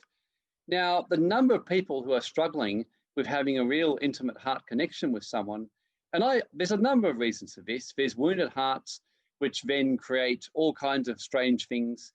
Partners living a very shut-off relationship with each other. Other ones where you've got what I call the constant conflict, where one always wants to be free, and then they want to be committed, then they want to be free, then they want commitment, and where then the person who wants freedom ends up being with someone who's always needy and seeking commitment. And then the person who's basically, always needy and seeking commitment ends up with someone who wants to be free and ends up cheating on them. So these are the kind of wounds you can heal of the heart and have real intimacy. So, and you find it hard to let go and tap into your heart space and spirit with ease because your mind is just going like blah, blah, blah, blah, blah, blah, non-stop. So these are all signs. And another one is, as a man, you've lost your sense and your purpose and your real connection with God. So that's another one as well. That's another sign that you really feel like you've lost purpose, you've lost connection of your heart, you've lost your sense of purpose and connection with God. This happens more and more in the modern day, and so many men are disconnected from their masculinity. And when you've got, as a woman, you feel so masculinized, you no longer feel the ocean, feminine, you've lost that sense of flowing in the feminine energy. So this is why we do the work on the chakras. So before I hand on the grace, just a few things I'll just mention here. The heart chakra, as you can see, is a green chakra in the 4th dimension. So learning to heal the heart and heal that area, and learning to release stuff and imprints that shouldn't be there, and learning how to work within that area, that's a real skill. I've given you some tools which you can do yourself to work your etheric body, your higher heart, that can then move into your lower heart. So that's what I was sharing with you at that particular point just. So there's all these different levels here. So this is really about working on what I call the soul identity. So we all know about the physical body, but the etheric body, is one of so many layers. So let's just Grace and I will focus on the mind and emotional bodies today. And where it comes up, we will also work on clearing imprints, demons, or the scarnets attached to the etheric or astral body, which keep the patterns going. So that's what we're going to focus on a bit today. So basically, psychology has limits. Even psychotherapy has limits. It has its part, and it's very important, but clearing the imprints on a holistic whole level. So learning to really have all our bodies healed, our soul body, our mind, our emotional, our mental, our etheric, or our luminous body. I know when I worked with a shaman, Rob Coleman, for many years, he would do this with me. I remember for years, I was bullied as a kid, and I always found as soon as I'd feel any kind of bullying or strength in a woman, I would panic inside. And I can remember when doing some work with him, and he taught me how to view my luminous body. And as I saw my luminous body, I saw there was a massive hole around my heart chakra and around my power chakra from the bullying, a major tear. So we went and we healed the tear and removed the imprints. And it was amazing after we did that. As soon as we did that, I noticed within a matter of days, I noticed a difference. I had situations turn up with people where previously I felt it hard to say boundaries. For me to say no and have a strong boundary felt almost impossible. Like for me, I would feel so guilty just saying no to, people asking me to do something I didn't want to do. And once I healed that, I noticed it became a lot easier. So doing this kind of work and healing the heart can be so powerful. And knowing the skill to really heal the heart, not just with a bit of psychotherapy, not with some love and light, not with getting you to shake, that may happen, but actually get medically, energetically, etherically, spiritually to the root of what's going on, clear the imprint, let your body do whatever it wants to do. It may shake. When I was doing acupuncture 2 days ago, my body was shaking for about 10 minutes as it was releasing toxic energy, and then I was fine. That's what I tend to do. When I had my experience at the Council of Nine, I shook for 3 days after that finished. During the whole time, I was shaking. Even after the 3 days, I would shake. Throughout 2018, as I was taken into higher dimensions and higher realms and healed, I would shake constantly to the point where people around me were worrying about me. I wasn't worried in the slightest because I was saying, maybe there's something wrong with your nervous system. I'm saying, no. I knew I was just releasing. So I was very pleased when I read recently that the Amazon shamans would say, as soon as people are shaking a lot, that generally means they're releasing the negative energy of others or toxic. So that's what happens when healing the heart. I don't just want to see the heart healed in each of us on the emotional level. That if you haven't cleared the luminous or etheric pattern or imprint on that deeper level, guess what? It doesn't make a fuckload of difference because it will come back. And I know some of you know what I mean. You've had the same patterns turn up again in your life. You get rid of one person who you're fed up with and you're sick of and who've hurt you, and then you get someone else who comes into your life who's almost the same person doing it again to you in a different form. You get rid of one partner because he cheated on you or she did this, but another one comes into your life who seems good, and then the same thing happens in a different form.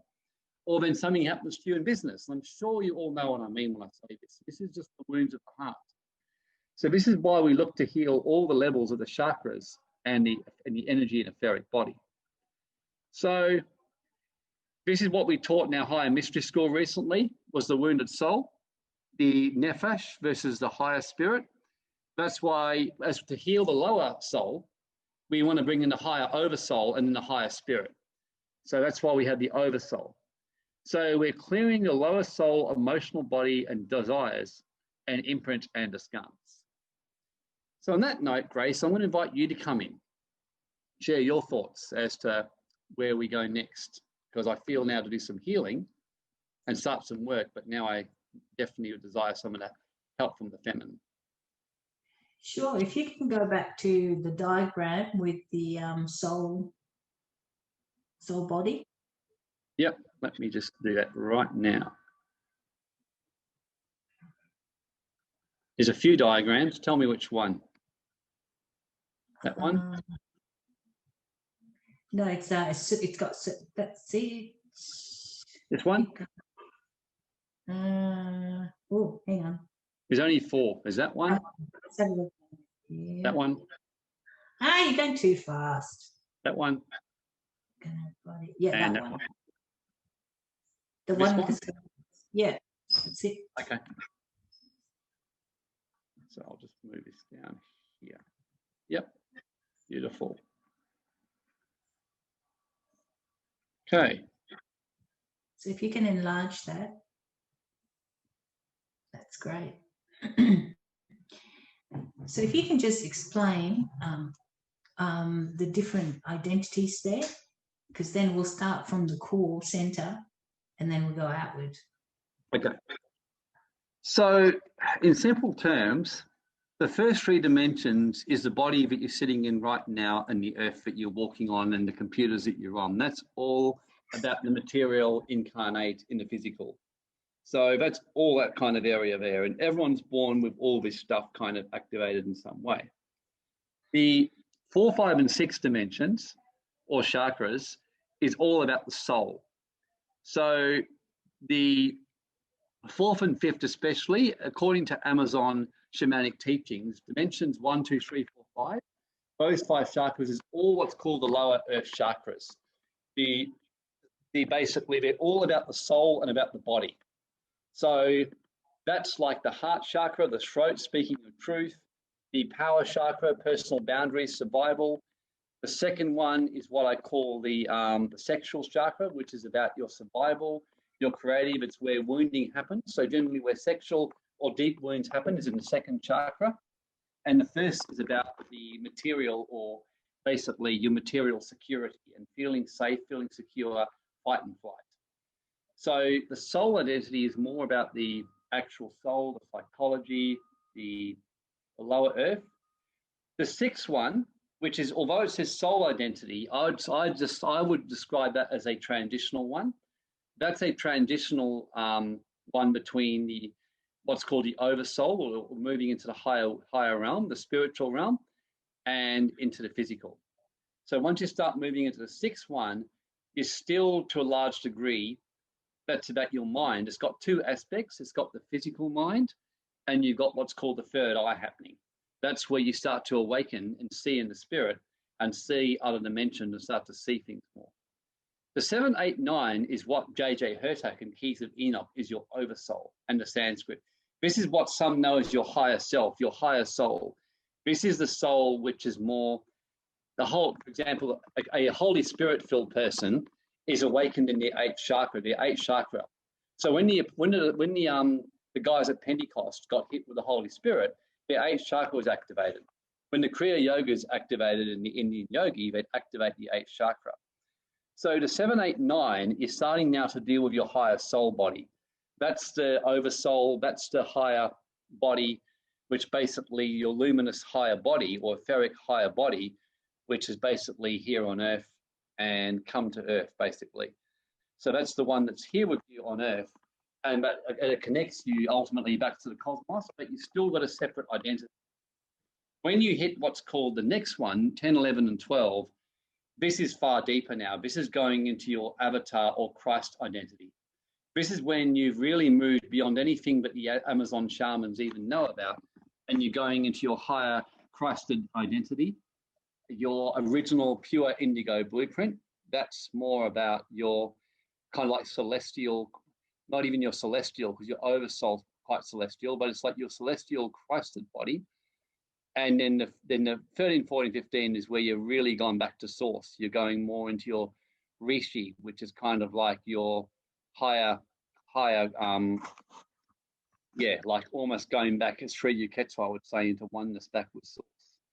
And there are higher ones than that, but we won't go into that today. So for now, the main three, which the Amazon shamans talk about, and which is probably best for now to focus on, is ignore the bottom two, focus on the first three, the incarnate, the soul, and the oversoul. So the oversoul is getting more into your luminous, etheric, celestial body where a lot of the imprints are happening, along with your 4th, 5th, and 6th.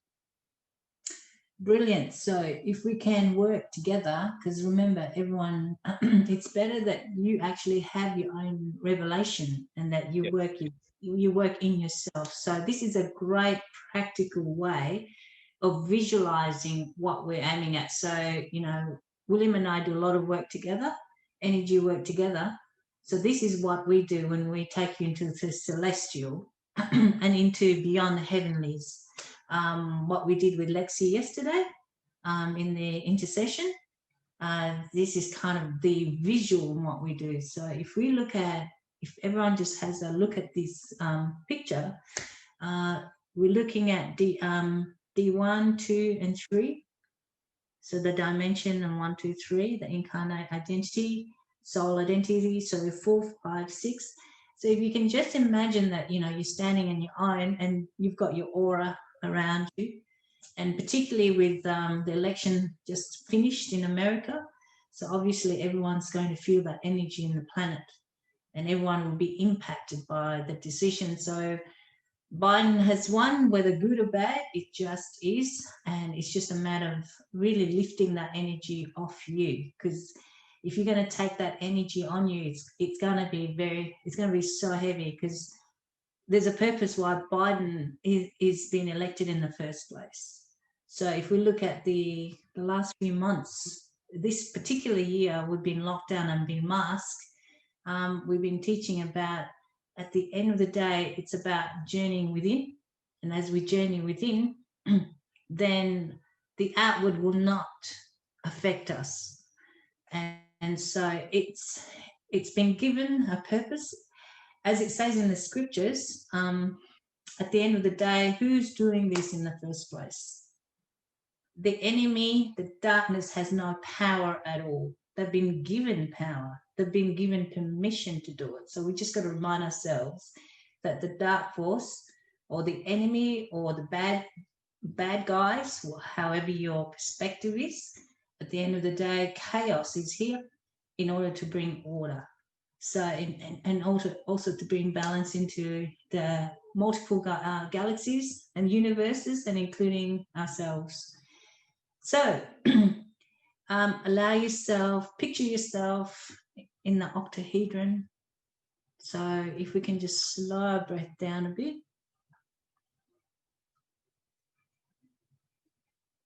If you can slow your mind down as well.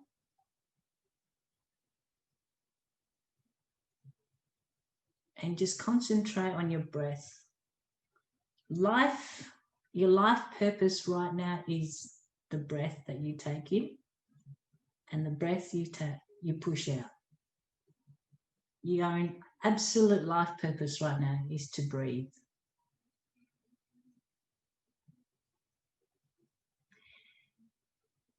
So placing everyone in the octahedron, and if you can visualize yourself in a pyramid, you're right in the center of a pyramid, and in your pyramid, your Merkaba going faster. We'll start it slow first, and we'll gradually speed it up. We'll increase its vibration and frequency. And remember, there's a difference between vibration and frequency. Vibration is about moving, pumping your cells, pumping your body. Frequency is the waves of your vibration. So if we can match them, we're matching the vibration and the frequency together.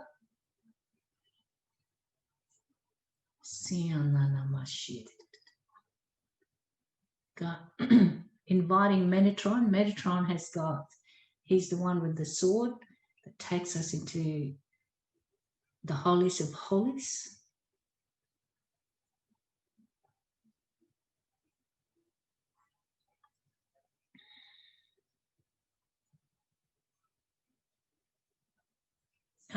I'm just going to use my wand as well. So I've got a wand. For those who don't know, my wand is it's actually ayahuasca material. It's a stick from the Amazon, and it's a particular wood, and it's good for shamans use it. So I use it, and each end of the stick, it's got a quartz crystal on it, and also it has a diagram of our psychedelic form. So I'll be using this one as we go and increasing the vibration and the frequency.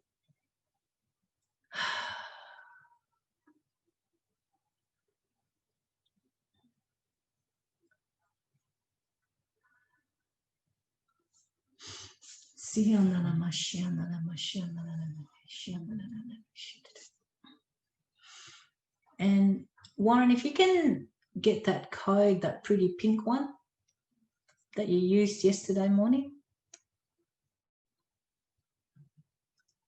As Steve said, it looks like hot dogs. He's ruined it for me, saying hot dogs.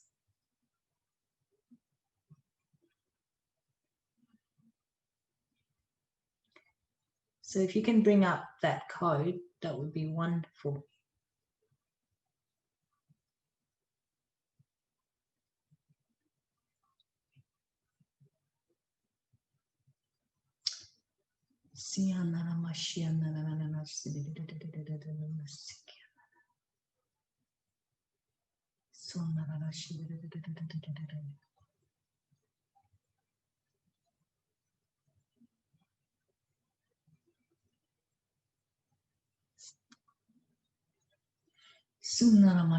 Oh, fantastic.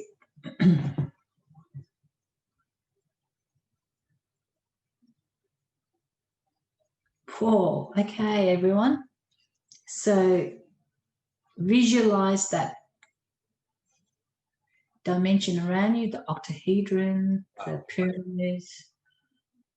Center yourself in the blue, the blueness right in the middle here. Okay, I'm going using my wand, entwining everyone as one together. One force and collaboration.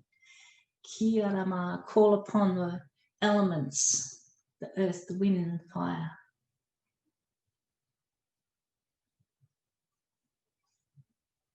Water.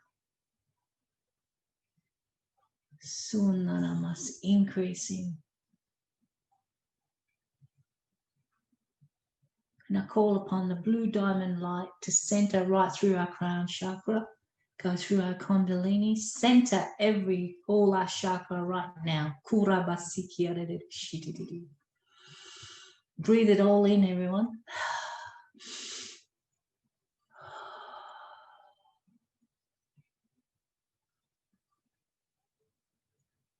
Activating this code in all of us, right into our heart chakra. Feel the force within. Opening up the vortex and a portal in the center. Mother Mary, I ask, open up the divine, the divinity, the feminine within us. Kiyarama, energize us. Open up our hearts. Open up the feminine, the portal to divinity. Kunanama sikia narama shia nananana. Kiananama shia nanama shia nananana shit. Kunanama sikia nanama shia nananana. Sunarama Sikya Nanama. Open up the cosmos for us now. Kunarama Sikya Nanama Shia Nanama. Ooh. Sunarama Shia Nanama. Touch each and everyone here. Take them where they're meant to be.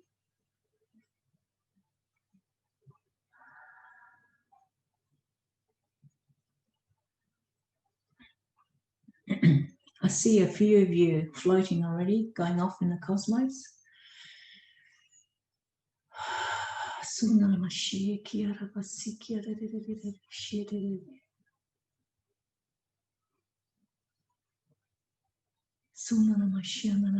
Right through.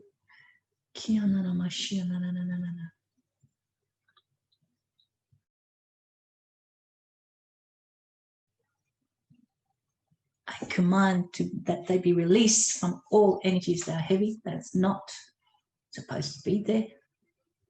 I command them to go and be vanquished.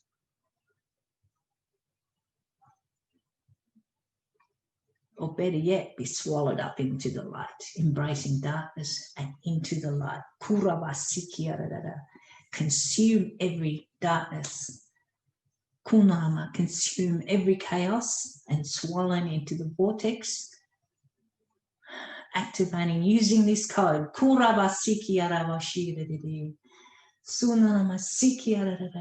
up the heavenlies.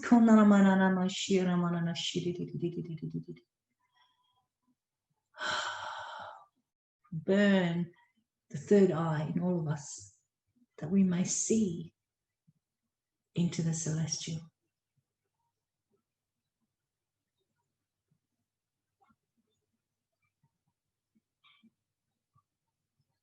I call upon the spirit of judgment and the spirit of fire.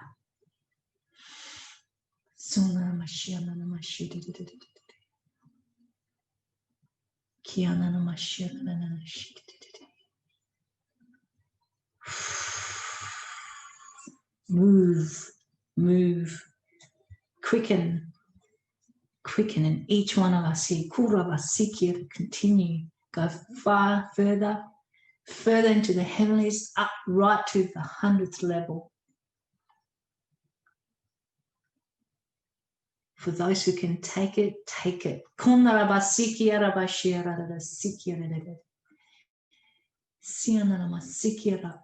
the hypothalamus, the pineal gland. Open.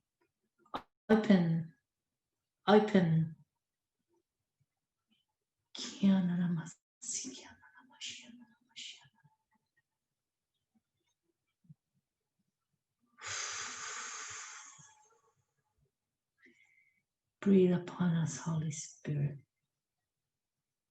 Pour your anointing. Pour your anointing. Fill us with your power. Fill us with your light. Fill us with the billions and trillions of stars within. Let us remember who we are.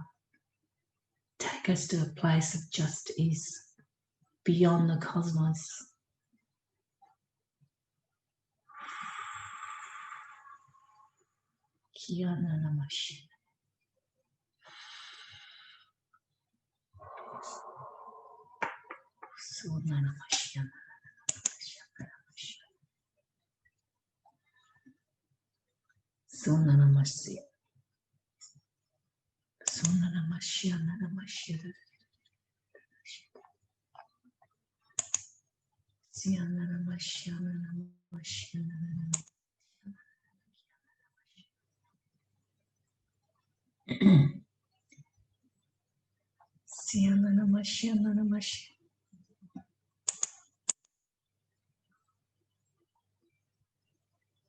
That's great. I'm just going to put one music on just to give us that surge a bit.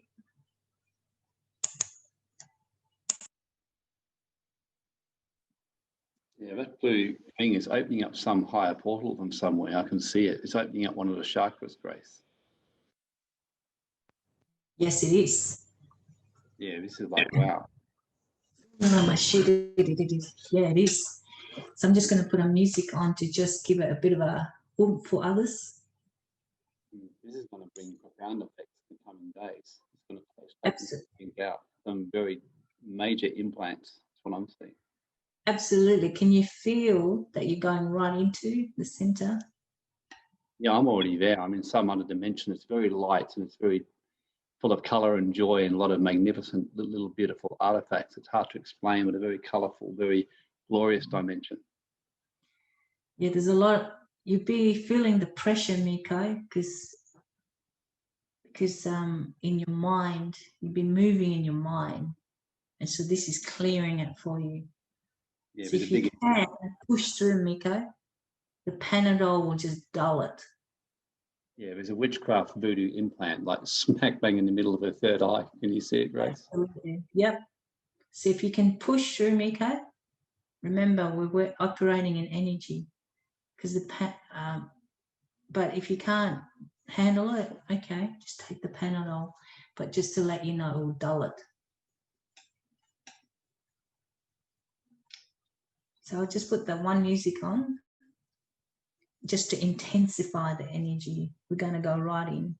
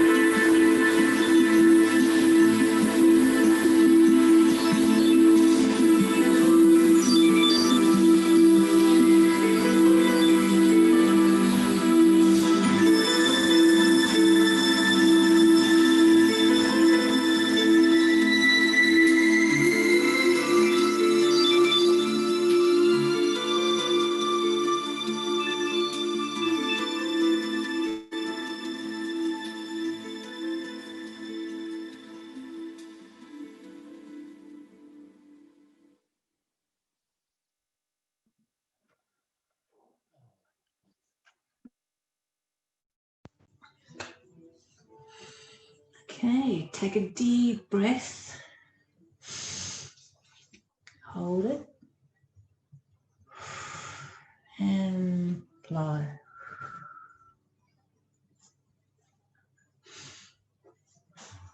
Just slowly come back to yourself. Feel your body. Feel your fingers, your toes. Come back to earth again. Ground yourself.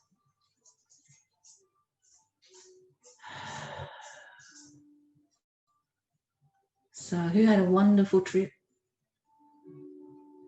Oh my gosh. Can you feel the trip and the journey? My one was very busy.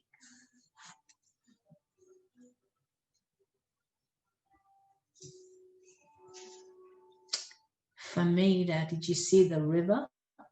Yes, the turquoise rivers of life. I was seeing it everywhere. Yes.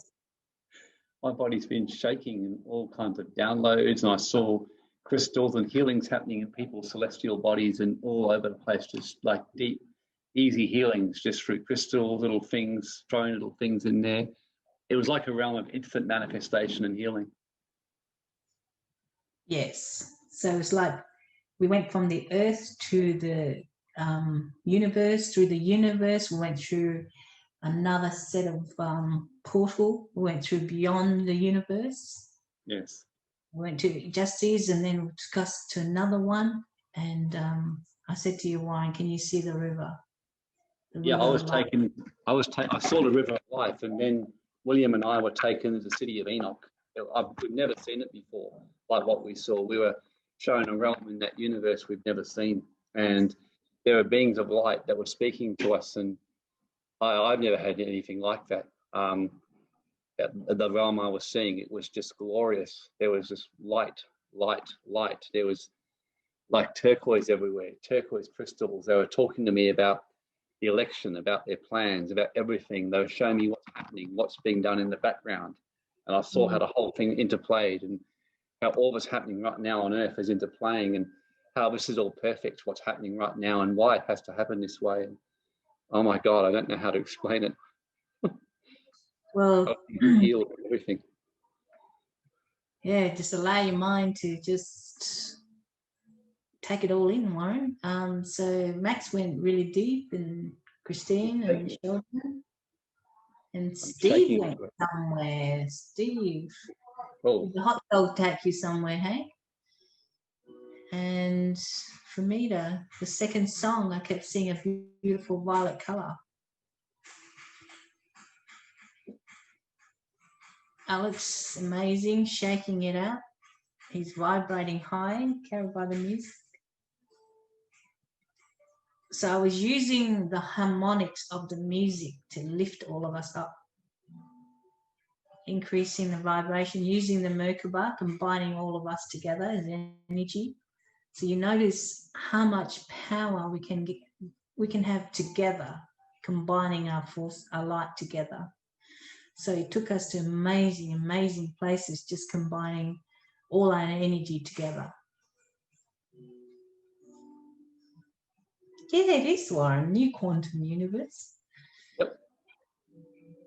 Being built especially for this time. I feel that I sense deeply in my whole being that we're absolutely going to go another quantum beyond the universe and the galaxies. We're about to hit a peak. Actually, I felt it today. Just we're going right into another portal, into another vortex, going right into another huge dimension. We're catapulted. Yeah.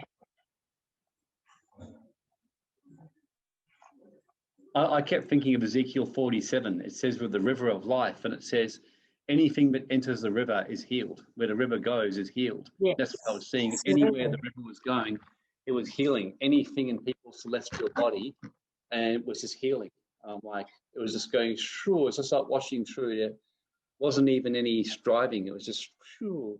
little crystals, implants. Yeah, did you see the crystals in the river and Yeah, around they the were river? crystals. Yeah, and they were Yeah, going to people's luminous bodies. yes. So as we dive in there, because we are crystal has so much power. Yeah, And remember it's the like, river? Swimming yeah, the whole way, actually swimming where you can't stand. yeah. So we are the river.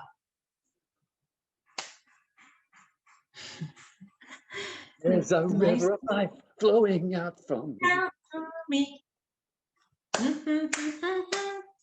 So Sam felt like she was floating, body was tingling everywhere. Saw a lot of white waves.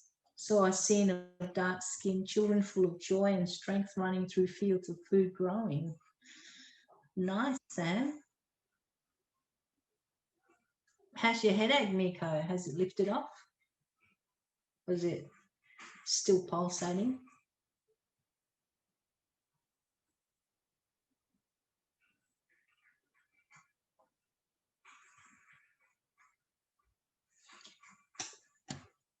Oh, that's good. Wonderful. How's that for you, Lexi? Did another deep journey there, girl.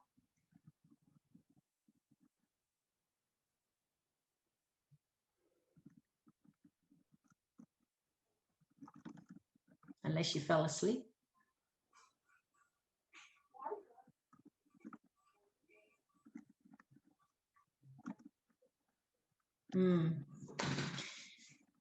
That's good, Miko.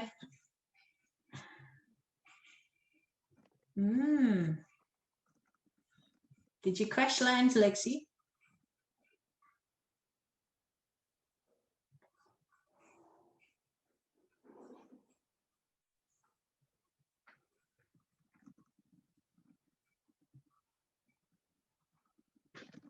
Coming back, did something happen for you?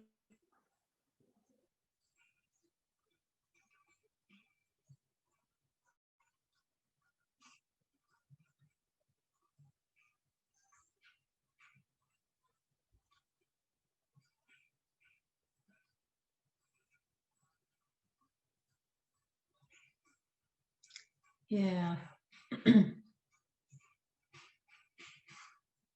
Yeah, but let's just release that off you, Lexi.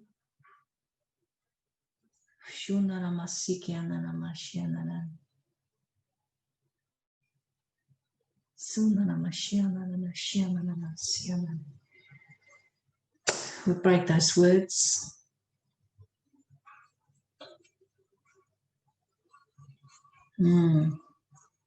You didn't want to come back.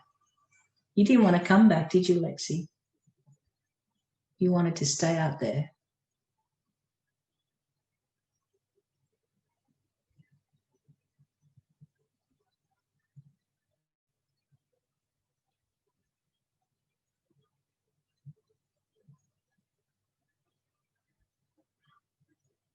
Yeah.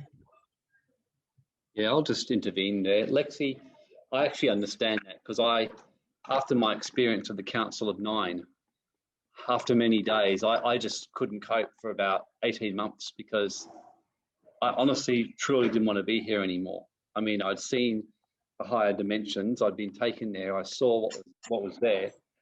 I saw where things were at. I saw where Earth was potentially going. And I was like, I don't really see any reason why I'm here. And I finally, I'd say probably the last 9 months, I really saw how being here is actually the greatest gift, because what's happening is you're outworking all the astral and earthly karma which has brought you here today. The reason why you've incarnated over many lifetimes, it's the wonderful chance to fast track and clear all your karma through service, through giving, through clearing it out of your body, through integrating. So yeah, look, it's not an easy thing to come to, but it's good you're feeling it, and you just got to keep feeling it. But just realize that the more you understand the laws of karma and what brings you here, you will find it easier.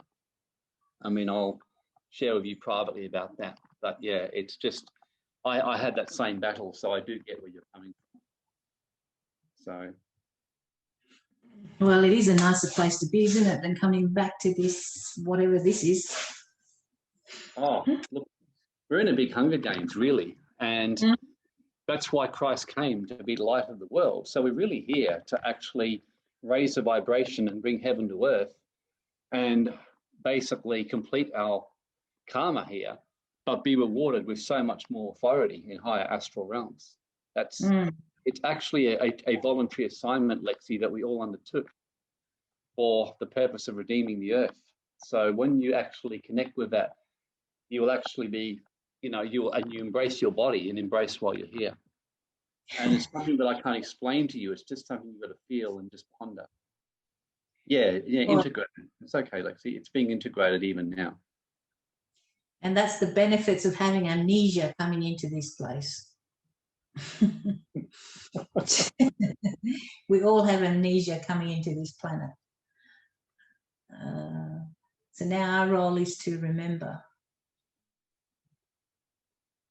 And as I say, it's a lot better doing it together than just on your own. You have more power doing it together.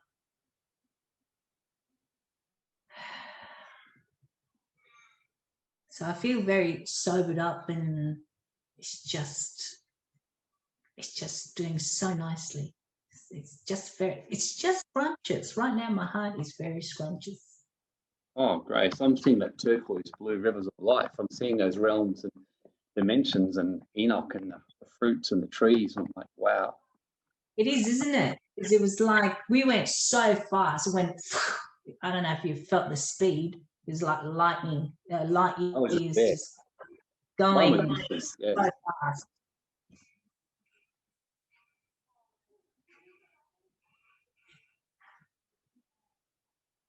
They were very happy with what the work they're doing on Earth. That's what I saw. And the one thing they did say to me, I'll share. They said the dark are panicking right now and are throwing any implant and anything they can possibly find at people. Oh, absolutely. If anyone else wants to take the mic, free to do so.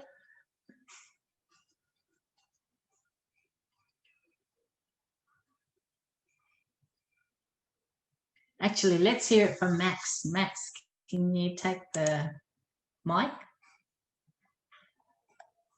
Share what you saw, your experience.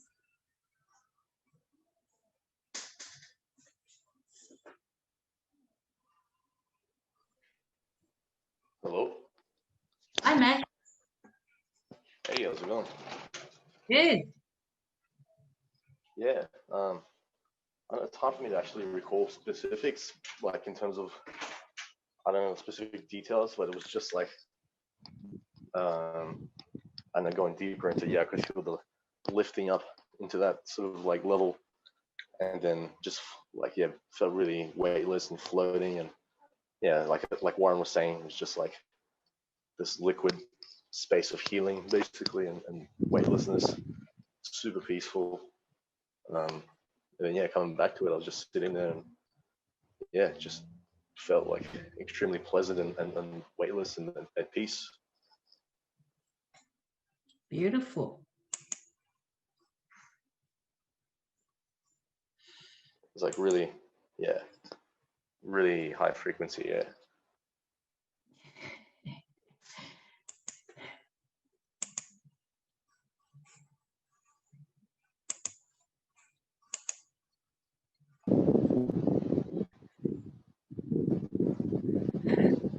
Steve, would you like to share what you got?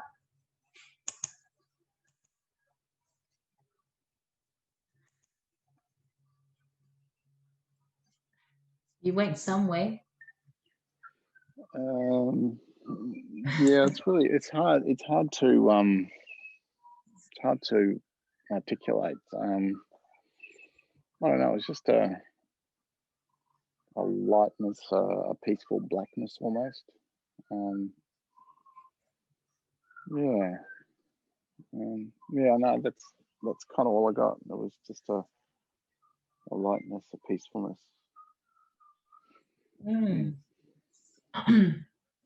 So you recovered from the election? Well, be careful what you wish for, right? I guess. for the world.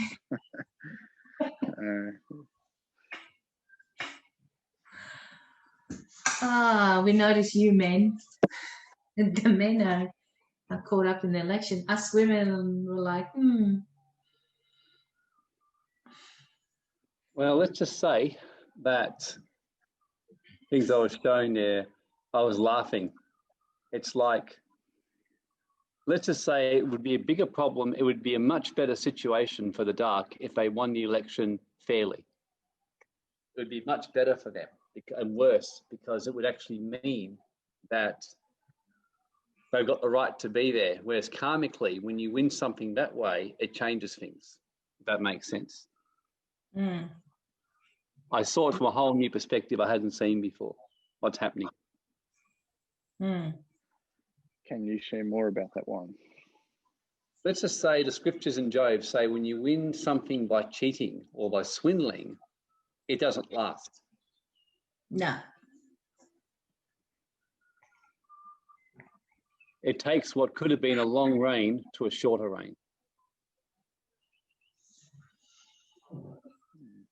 Or your next generation will get hit with the karma.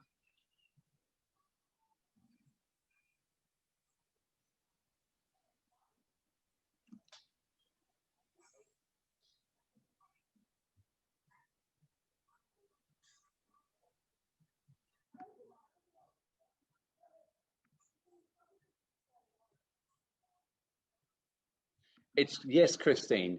What have we been doing for the last month is we've been dropping our masks. So everyone knows that election fraud and rigging has been going on for a long time, but it was never behind, it was always in the shadows. Everything now is in the light. That's what Trump has done. Whatever else he's done, everything is in the light. The election fraud is in the light. You can't deny it's happened. If anyone is willing to put a couple of hours of research, cannot deny that it's happened at some level. And people have been given a very genuine opportunity to decide. It's a beautiful sifting of the wheat and the tares, of the sheep and the goats. It's the masks are down in society now. If you see it from that perspective, the masks are coming down. The dark likes to work in the shadows, but don't like to work in the light. This is amazing what's happening. This is quite incredible what's actually happening. So what Christine said, the darkness love the darkness. They don't like. No one likes. It's like you have a cockroach in the dark shadow and you put the light on it, it scurries away. Well, darkness cannot comprehend light. No. So let's just say, so go on. I was just going to make a comment then. I was, I guess, trying to analyse what the journey that I had meant, because I didn't see the crystals or the river or anything like that. But what I did see was this rectangle of grey. It was like it was a three-dimensional rectangle, but it wasn't matter on the left-hand side, and it just dropped. So it was sort of like whatever was there just dropped away. And then afterwards I realised that to go back a bit, that blue circle in the middle, there was like, you can see it now that there's pink, but the pink was dancing around the outside of the white, was just like dancing. Then afterwards I thought, or what came to me, I wasn't really thinking, what came to me was that I always try to go into that centre, but what happened this time was that I realised that that blue light was actually coming into my third eye. I never thought about it like that before. So that's what really happened.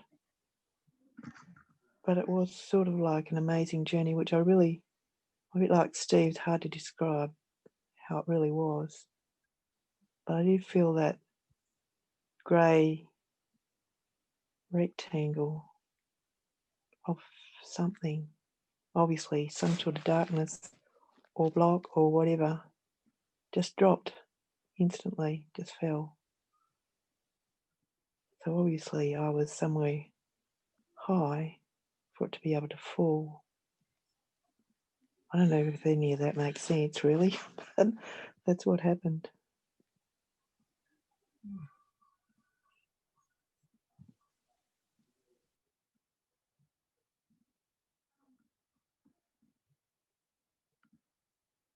This is the one scripture that I was saying, verse 17. Food gained by fraud tastes sweet, but one ends up with a mouthful of gravel.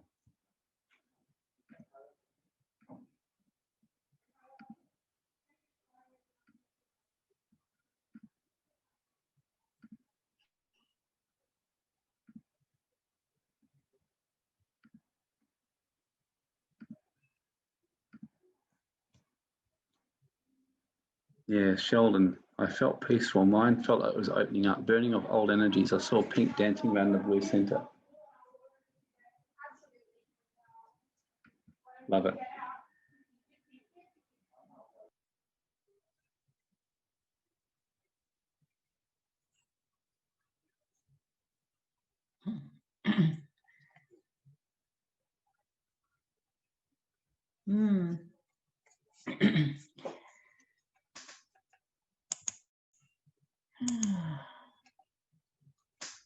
Well, I certainly enjoyed that.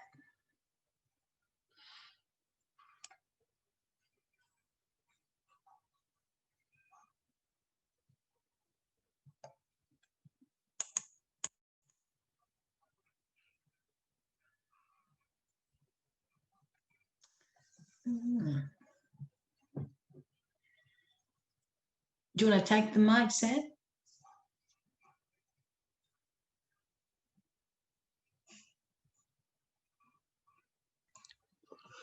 Sure. Yeah, I just noticed that last time we used this code, I never noticed all the bright pink inside all those red shapes on the outside part of, on the outer part of the circle. Well, you didn't see the hot dogs. Well, I could see them, but before they were red, but now they've got these bright pink bits on the inside of them. Yes. Oh. So it's like it's changed for me.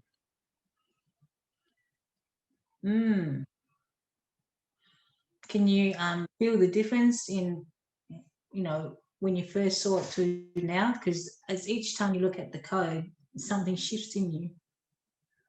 Yeah, I feel really different since we had that session. Like normally when we go anywhere, when I go deep, I see lots of waves of purple and pink. That's the only way I know how to describe it. But this time it was just like, it was like I went somewhere higher and it was all white waves sort of moving around that I could see this time. And yeah, I kind of felt like I was off. I wasn't lying down anymore. I could feel like I was, yeah, just floating somewhere. It's wonderful. Yeah, it was really amazing. I actually kind of felt like at one stage, I kind of felt like my spirit was sort of starting to whoosh out of my body, and it felt really, really weird. And I don't know if my brain just went, "Whoa, what's that?" and trying to stop it from happening. But I've never felt that before. But yes, that was very interesting. Oh, that's wonderful. Experience, That's wonderful. These guys, I tell you, first Steve says it's a hot dog. Now Sheldon says it looks like a pizza.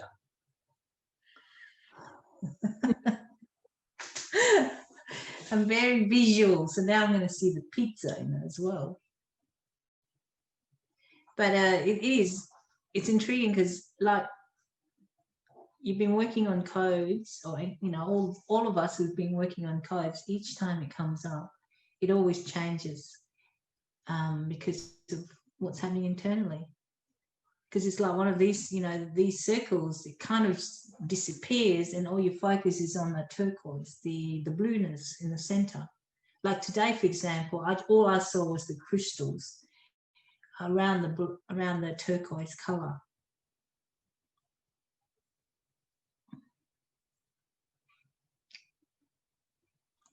It's changing for me more now just as I'm looking at it. That's so weird.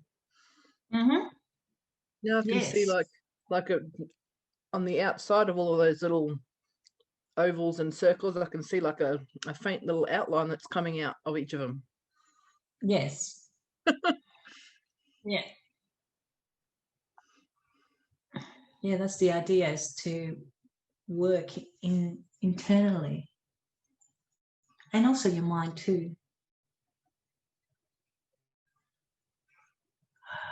And especially when you slow down, you know, when you slow yourself down and you allow the code to enter, to soak into yourself, makes a huge difference as well. So slowing everything down.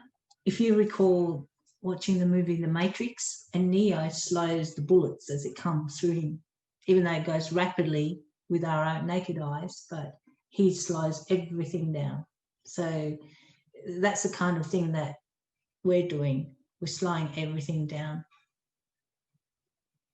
so that we may be able to see and be more aware.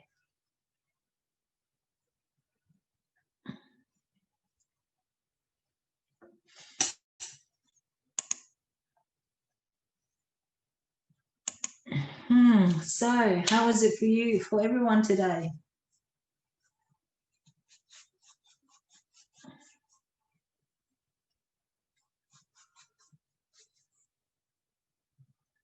I'm feeling really lightheaded now.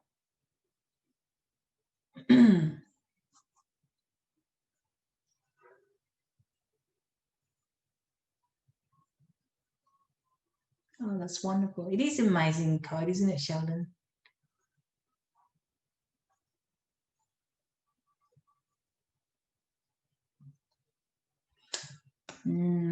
We certainly have such a nice group. We're building up a nice group, guys.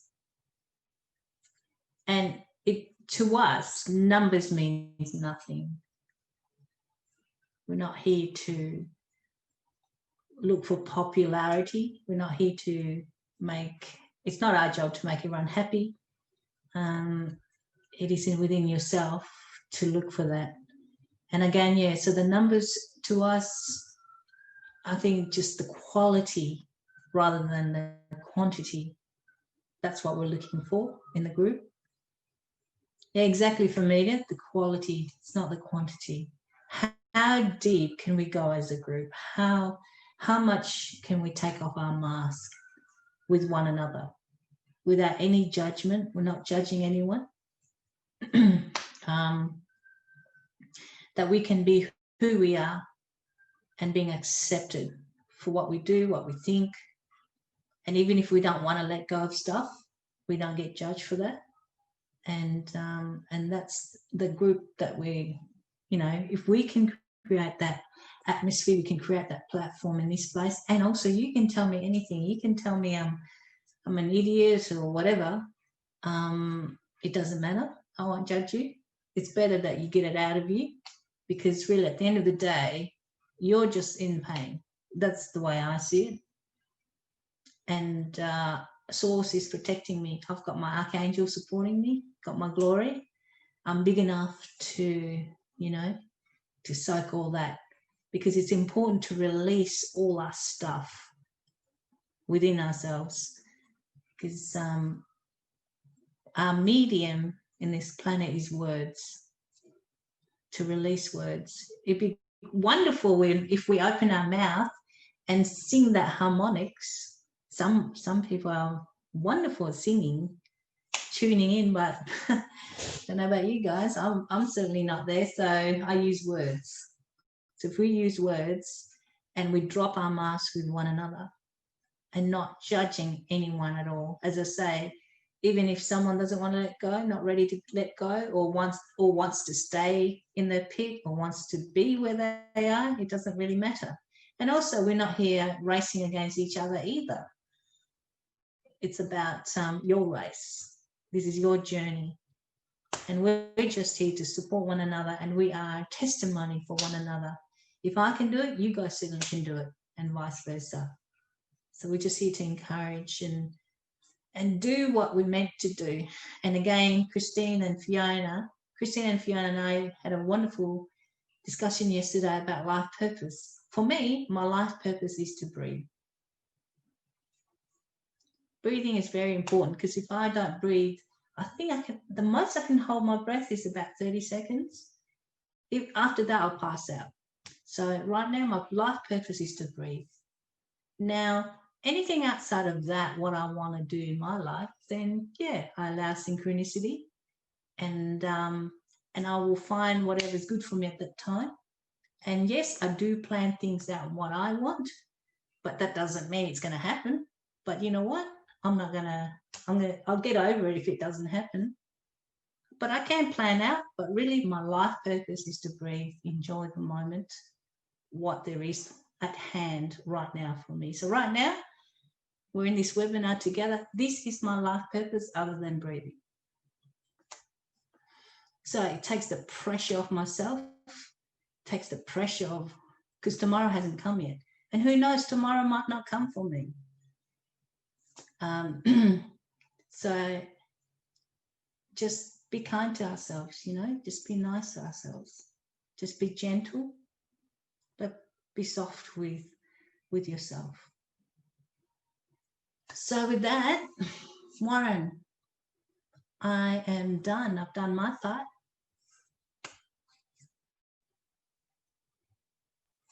Awesome.